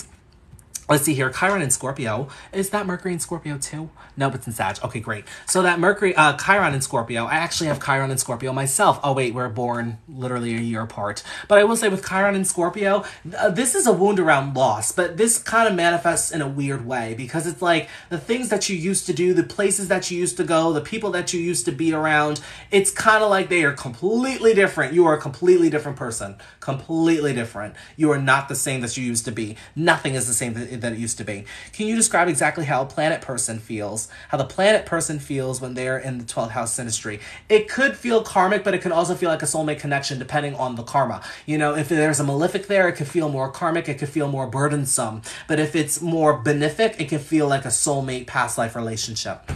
But let's see here. But yeah, so Chiron and Scorpio could feel as though that nothing is the same, but just be sure here that we are not, or letting go of the feel. Well, I can't say let go of the feeling, because it's easier said than done. With Chiron and Scorpio, from personal experience, I can say that with loss comes a level of detachment. That's what your wounds are really teaching you, is detachment. Saturn's teaching you it. Your wounds are teaching you it. It's all about detachment. Detaching yourself from the outcome, still feeling the feeling, because it's still going to be there, but you need to establish a detachment. But when your Chiron's in the 3rd house, this can actually talk about wounds around communication, developing your skills. You could have been gossiped about, misinformation being spread around you as well. Just be sure here that we are, first and foremost, learning the power behind our words, and also finding an outlet to best get those opinions, those thoughts, those words out. I recommend the letter that has not been written before. That's just what works for me. And then you have Mars and Libra in your 2nd house. Energy and drive to build up your material security, to build up your worth and value as well. Just be sure here that we're not rushing to get money or rushing to establish that worth and value. The universe will definitely test your patience from time to time. So just ask yourself when enough is enough. This will help you to establish that worth and value from time to time too. All right, so let's see what else is going on here. North Node and Leo in the 12th. Definitely need to focus on spiritual development, spiritual liberation, as well as establishing that connection with the universe. Now with Leo being here too, establishing that confidence, building up that confidence, expressing yourself and shining your light, not dimming it because of other people's rejection. That's best going to manifest itself through your emotions. All right, so they're both in water houses. This deals with emotions. All right, so you definitely need to face that head on. Not like the Mars in Cancer way or Moon in Aries where it's like, if you don't, then you can lash out, but it's more along the lines of become confident in expressing your emotions and talking about your emotions and really just feeling things out, because that will really help you on your journey, and it'll also help you in your career. All right. Moving on, we do have Uranus and Neptune in your 6th house here, both at critical degrees. All right. But I will say you do require freedom in your day-to-day. Anything that you are doing within your day-to-day is actually going to contribute to your career. I don't know if you're an artist. I don't know if you are an entrepreneur, but whatever you are doing, it's helping towards your career. It can also help you towards any future endeavors. Okay. Is Mars in my 1st or your 2nd? It is in your 1st house in Placidus, 2nd whole sign. Right now I'm doing a whole sign analysis, but since you ask, Mars in the 1st house in Placidus deals with identity, independence, really taking action towards your life's goals, your life's direction as well. Watch for impulsivity, watch for spontaneity here too, but it is giving you the energy and drive to take the action towards whatever you would like to make your life. Okay? Did I eat today? Oh my God, I just thought about that. Anyway, moving on. Let's see here. And then let's get to Saturn, because Saturn in the 8th, I love talking about it, but I don't have this placement. But Saturn in the 8th, especially when it's in Aries, it's a tough placement, I'm not gonna lie. I have Saturn in Aries, but I have it in the 10th. So Saturn in Aries, first and foremost, you may find as though that you're in this go, go, go energy, racing against the clock to get certain things done, because you have an expectation of where you see yourself, where you see your life. All right? It's really important for you to slow down, really in regards to your transformation, in regards to your healing journey. You need to let go of what no longer is serving you. You need to let go of what no longer is in alignment with you. You also need to let go of any control issues, micromanaging things that are outside of your control as well. All right. This means that you need to face your fears in regards to intimacy, vulnerability, going below the surface, accepting those darker aspects of life as well, because it's only when you do that that Saturn can give you the blessings that are going to last. This is also an indicator that you're going to live a long life. It may not be the healthiest, but it is really important to pay attention to your health in this placement too. Okay. It is throwing that square to that Neptune, so it's really important to pay attention to your health. Not my screen going out. Let's see here, and we're back. All right, so as I said, Gemini MC, you're meant to do jack of all trades, master of none, but you'll always do better than the master of one. Whatever you do, just have emotional fulfillment with it. But that's pretty much all I'm seeing for your chart for the most part. All right, thank y'all. All right. I think we have 2 more, and then we're gonna call it a day. All right, so how do you know if you should look at your whole sign of Placidus? Well, I do both. I analyze both because I feel like it's better that way. So Placidus is great for psychological analysis, like why we make the decisions that we make. And then whole sign just tells me how the planet will manifest. So I look at both to get the bigger picture. That's just me. But you don't have to do that if you don't want to. But if you want to take a look at how things are going to manifest in your life, I recommend looking at whole sign. Placidus is just the default because it's just what we resonate with on a psychological level, if that makes sense. All right, who are we up to? My Uranus squares my MC, so they're lucky with that MC trine Uranus. I know that's right. Let's see, that's the famous Tings, Tech Field. All right, who are we up to? Sarah Aquino. That name. Is Sarah here? Ooh, this is the second time that she is here. Great. I was actually considering traveling to the Philippines, but the prices to travel there, like the flights, that's not a cute flight I'm on. Great. Do you really progress into a different rising sign? You do. It's really, there's no like set time because it really depends on the degree that your natal ascendant is at. How can I get a reading from you? Well, you can actually book a private reading with me in my link in bio. It's under Universal Analysis, and I offer astrology, numerology, and tarot readings. So if you guys want private readings, I'm actually open for the month of April, so feel free to book. All right, let's see here.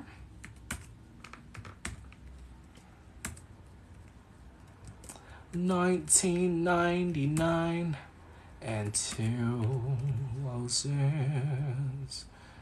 All right, here we go. Girl, nope. She said, no, don't do it. Don't travel. Don't come here. Let's see here. Oh, it's just loading. Well, while we wait for it to load. Oh, wow, I gotta do it again. I want to be a Leo rising forever. You're still gonna be the Leo rising natally. It's just that your Leo rising is going to express itself through that Virgo energy. So it's going to become very mercurial, but in the sense it's going to be mundane, I'm not going to lie to you. But for the most part, you're still going to have Leo themes manifesting for you. It's just going to express itself a little differently as the years progress on.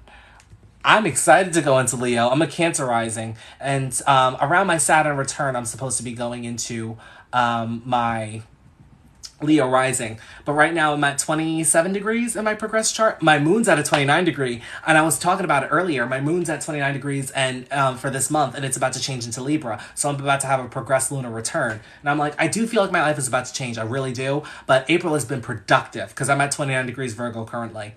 Hi. Missed you too. Let's see here. My signs in Placidus and whole signs shift from one sign to another.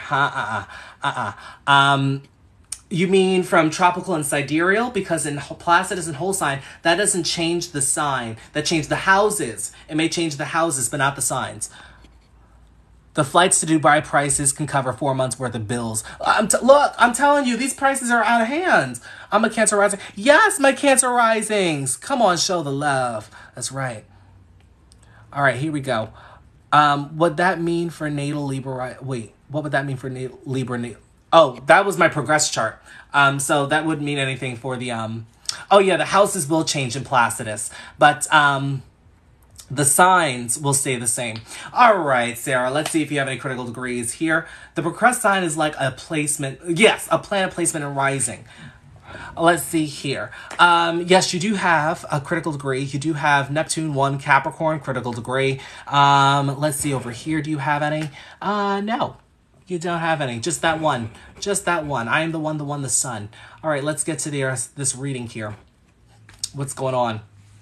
All right, in a past life, you were definitely focused on building up material security as well as building up your worth and value, giving back to yourself through self-replenishment, and even focusing on your immediate family. And this is what you're destined for in this lifetime, but this is going to manifest through relationships, partnerships, interpersonal connection, business, and business contracts.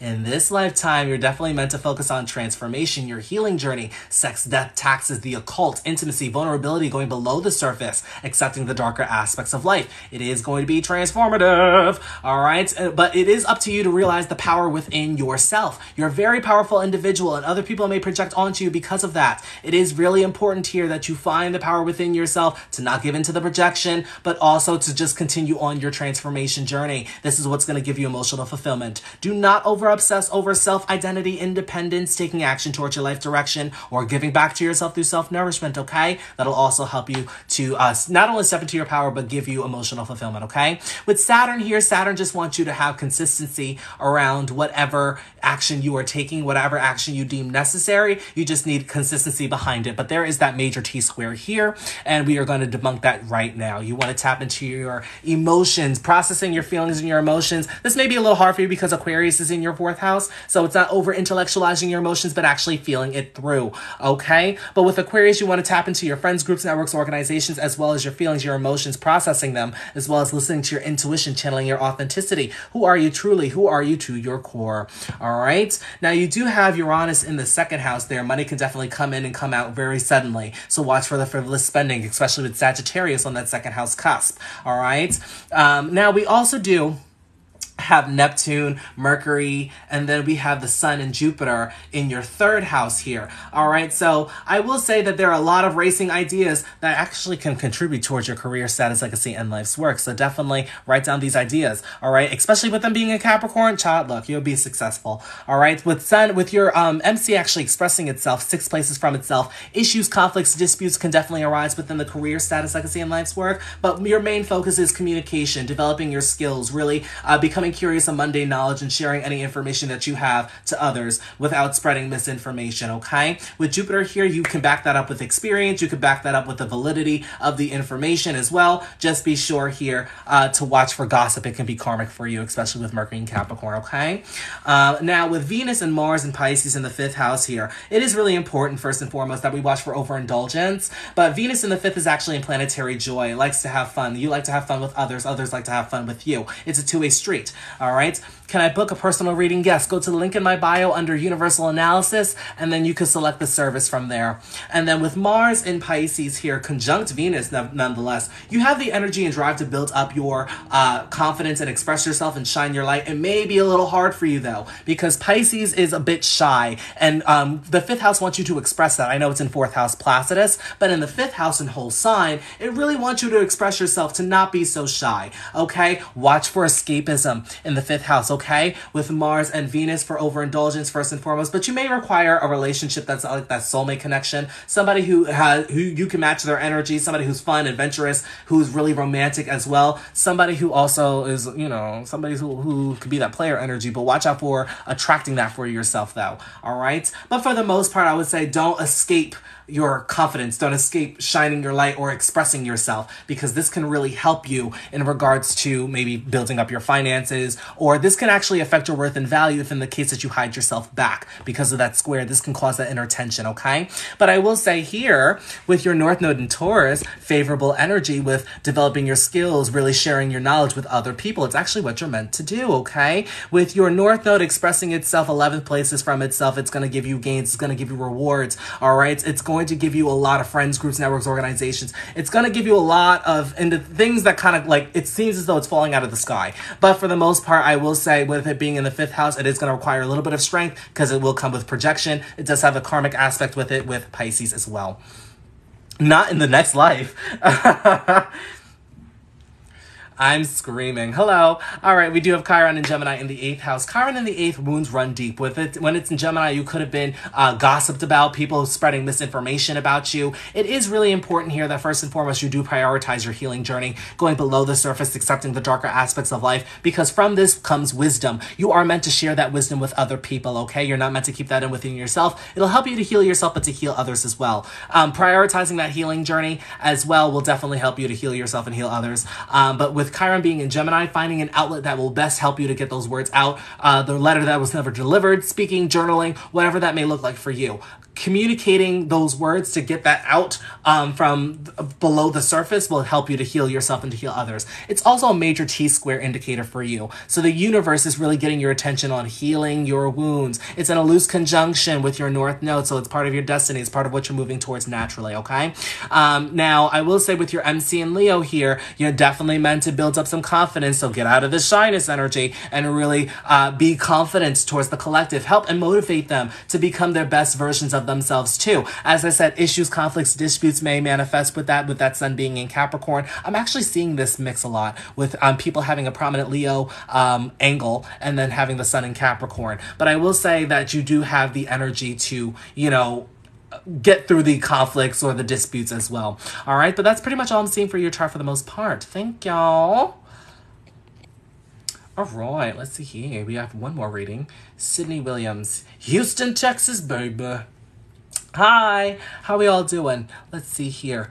Wait, rising sign changes, so I'm a Scorpion rising now. Will I be a Sag soon? So yes, in your progress chart, it basically takes the 90 days after you were born. So say, for instance, if you were born on Halloween of 1997, so October 31st, 1997, we take the first 90 days after that point, and we equate every day after your birthday to every year that you live. And so some people definitely, well, you will change your rising sign at least 2 or 3 times. Some people may change it 4 times, depending on if they're the late degree or an early degree. Really depends, because some people change ascendants every 15 years. I am a 6th degree Cancer, and I've yet to change my ascendant. I'm 25. So it really is a toss-up with the ascendant, but I will say for the most part, your sun will change a couple of signs. Your ascendant will usually change a couple of signs.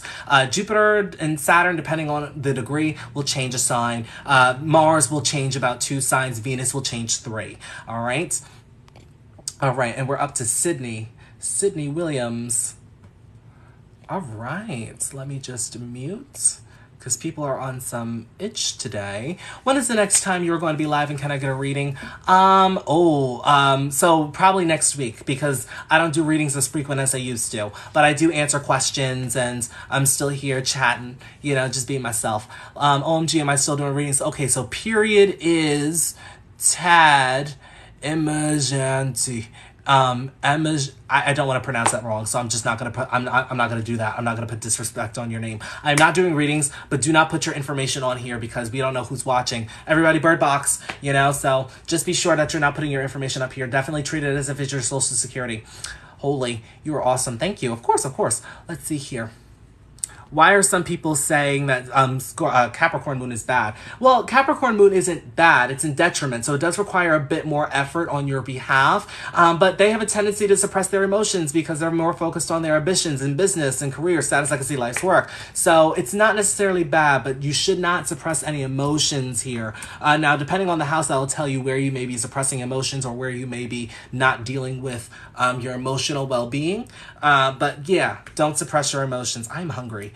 And I ate today. I know I did. I had cereal earlier, but I'm like, it's grumbling, y'all. But you guys can't hear it. Let's see here. Ooh, Sydney recently had a birthday. Happy birthday. What did you do? You just turned 26? You just turned, no, not 26. Wow, 28? Or 29? Or 30. You just turned 30. What did you do for your 30th birthday? Did you go out? Did you eat? You know? Of course. You just turned 30. Right. Did you go out? Did you eat? Capricorn moon in the 11th house. Friends, groups, networks, organizations, the execution of your future endeavors. You are definitely hungry. I am. Yeah, it is 6 in the evening. Right.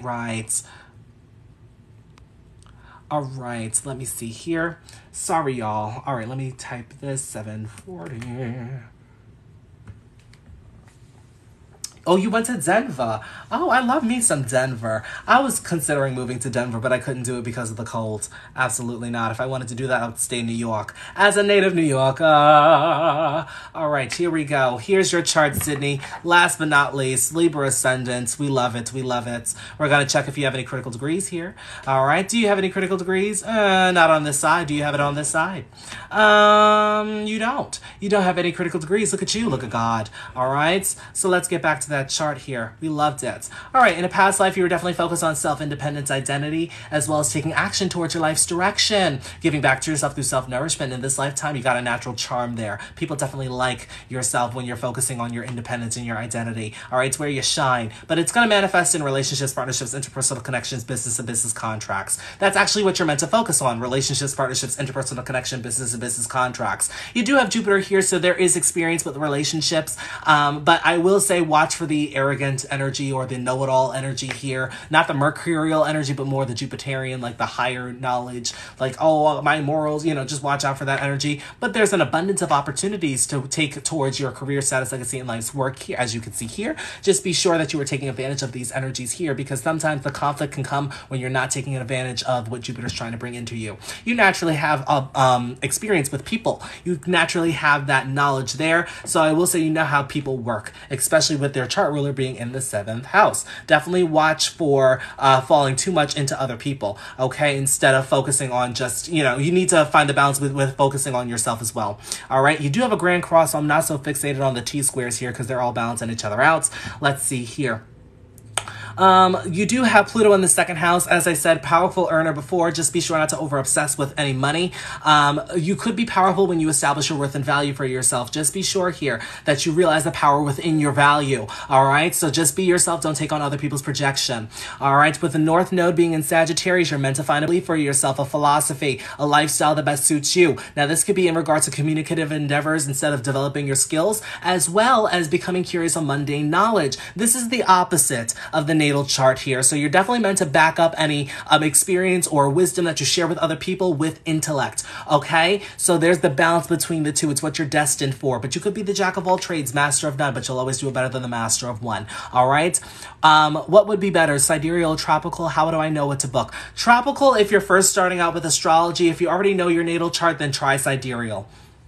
All right. And then we have Neptune and Uranus on the 4th house cusp. I'm not going to lie. It's not an easy placement here. Okay. Unconventional upbringing. Okay. You could have had an absent parent, could have been father. All right. But I will say that there were some situations that have happened in the home that you were not aware about until a certain situation happened where the bubble was popped and then you started learning about everything. Now, whatever happened within your early life, it's actually helping you towards your career, status, legacy, and life's work. Hi, how you doing? All right. Now, you have a lot of energy and drive towards your career status, legacy, and life's work. Be sure not to rush through any dealings here. You also want to face your emotions head on, because if not, this can lead to violent outbursts, lashing out. We don't want that now, do we? No. All right. Whatever you're doing in your career status, legacy, and life's work, you definitely need to have some sort of emotional resonance towards it as well. Okay. These are paid readings. Okay. Let's see here. Let's see. Saturn in the 5th house. So Saturn in the 5th is really getting you to master your confidence, master shining your light, and master expressing yourself, having fun, going on adventure, but not too much fun. You know, it's Saturn. Look, you know, but you recently just got out of your Saturn return. So this is something that you definitely learned over the last 2.5 years. But I will say, with Saturn being in the 5th house here, you also need to learn how to have fun. You could be an entrepreneur, could be an entertainer, depending on whatever it is that you do. You need to learn how to balance your work life with your fun life. You need to learn how to have fun, go out on adventures, and really, you know, just live life for enjoyment for the most part. This can also mean to pay attention to your innovative ideas, because whatever you're doing is bringing something that's unique to the collective, something that very few people know how to do, something that you could be the first to do it. You know, be sure that you are expressing that out to the collective. Mercury in Pisces in the 6th house. Watch for criticism for yourself and for others.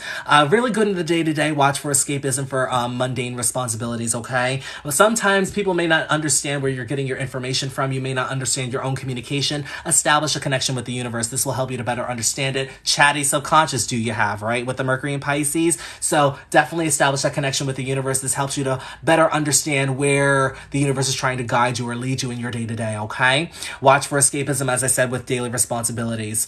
Already talked about Aries. With Taurus, Moon in Taurus, it's exalted here, but it's in the 8th house. Sudden shifts. Be sure to watch out for any suppressed emotions, as I talked about earlier in a past reading here. But you find emotional fulfillment through intimacy, vulnerability, sex, death, taxes, the occult, going below the surface, accepting the darker aspects of life, really making peace with your past. Be sure to let go of what no longer serves you. Letting go of what no longer is in alignment, which in turn puts you in alignment with your dharmic path, which is the 9th house. Now, with Moon in Taurus, there's a tendency here to hold on to like relationships that no longer serve you, or just people that no longer serve you. Definitely toss them with grace, okay?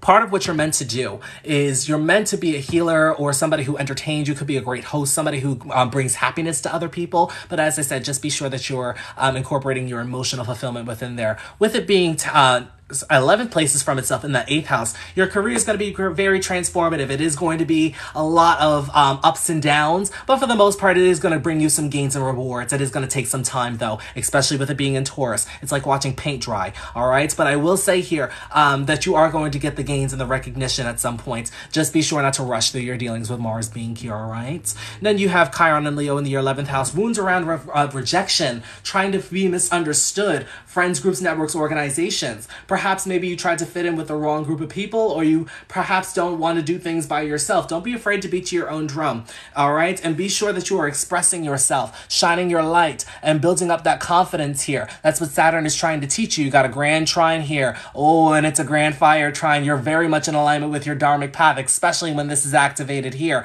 all right? Let's see if you have a yod. You don't have a yod, but I will say here with that grand trine energy, oh, you just wait until things go into Aquarius. Your Saturn return was lit. I'm not going to lie, because it was activating your grand trine. It was really bringing a lot of things into your perspective here. But I will say that in regards to building up that confidence, it may not be easy because people try to dim your light at the first chance that they got. Having fun, going on adventures, focusing on your own path, this will definitely help you to heal yourself and to heal others. And then, as I said, chill your authenticity, your originality, your quirks, you know, why you're different. You're different for a reason, because you're here to innovate and bring something into the collective that has not been done before. And you're meant to be confident within that arena as well, okay? But that's pretty much all I'm seeing for your chart for the most part. Thank y'all. All right. Whew. That was a mouthful, wasn't it? All right, so we're just going to chat for now for a little bit before I go. Let me just close this out. So that was fun. So yes, I do private readings. If in the case that you would like a private reading, be sure to go to the link in my bio under Universal Analysis. It does say book reading, so you won't be that lost. Of course, you can go on TRZO, and then I have Astrology, Numerology, and Tarot, so you can always book with me. I am the CEO and founder of TRZO, so you'll be booking with me. But that, if in the case that you didn't get a reading today, I will probably be back next week to do the live readings, because I don't come on as often as I used to, because it's a lot of energy. I'm not going to lie to you. All right, but let's see here. Do we have any questions? Thank you, of course. Well, I was done for today because I did a lot of readings, so readings are closed for today. I know there are no more readings this week, but what are your prices on TikTok Live? Usually range between 15 to 30. So it depends. Depends on the day. Today was 15. Oh, wow. How do we get a reading? Read me like a book. I know that's right. All right. But for now, I would say the readings would just be book them online, book them through Universal Analysis, and that will be a private reading. If you want a live reading, I pop up from time to time, so follow me if you're not already doing so. That way you get notified every time I go live, and then like and share to get us out there, okay? Because I feel like the likes kind of like bump us up on the algorithm. I don't know, but until next time, that's pretty much it for today. I'll go. I hope you guys have a great weekend because I probably won't be back until next week, Thursday, April 6th, 2023. Good night, everyone.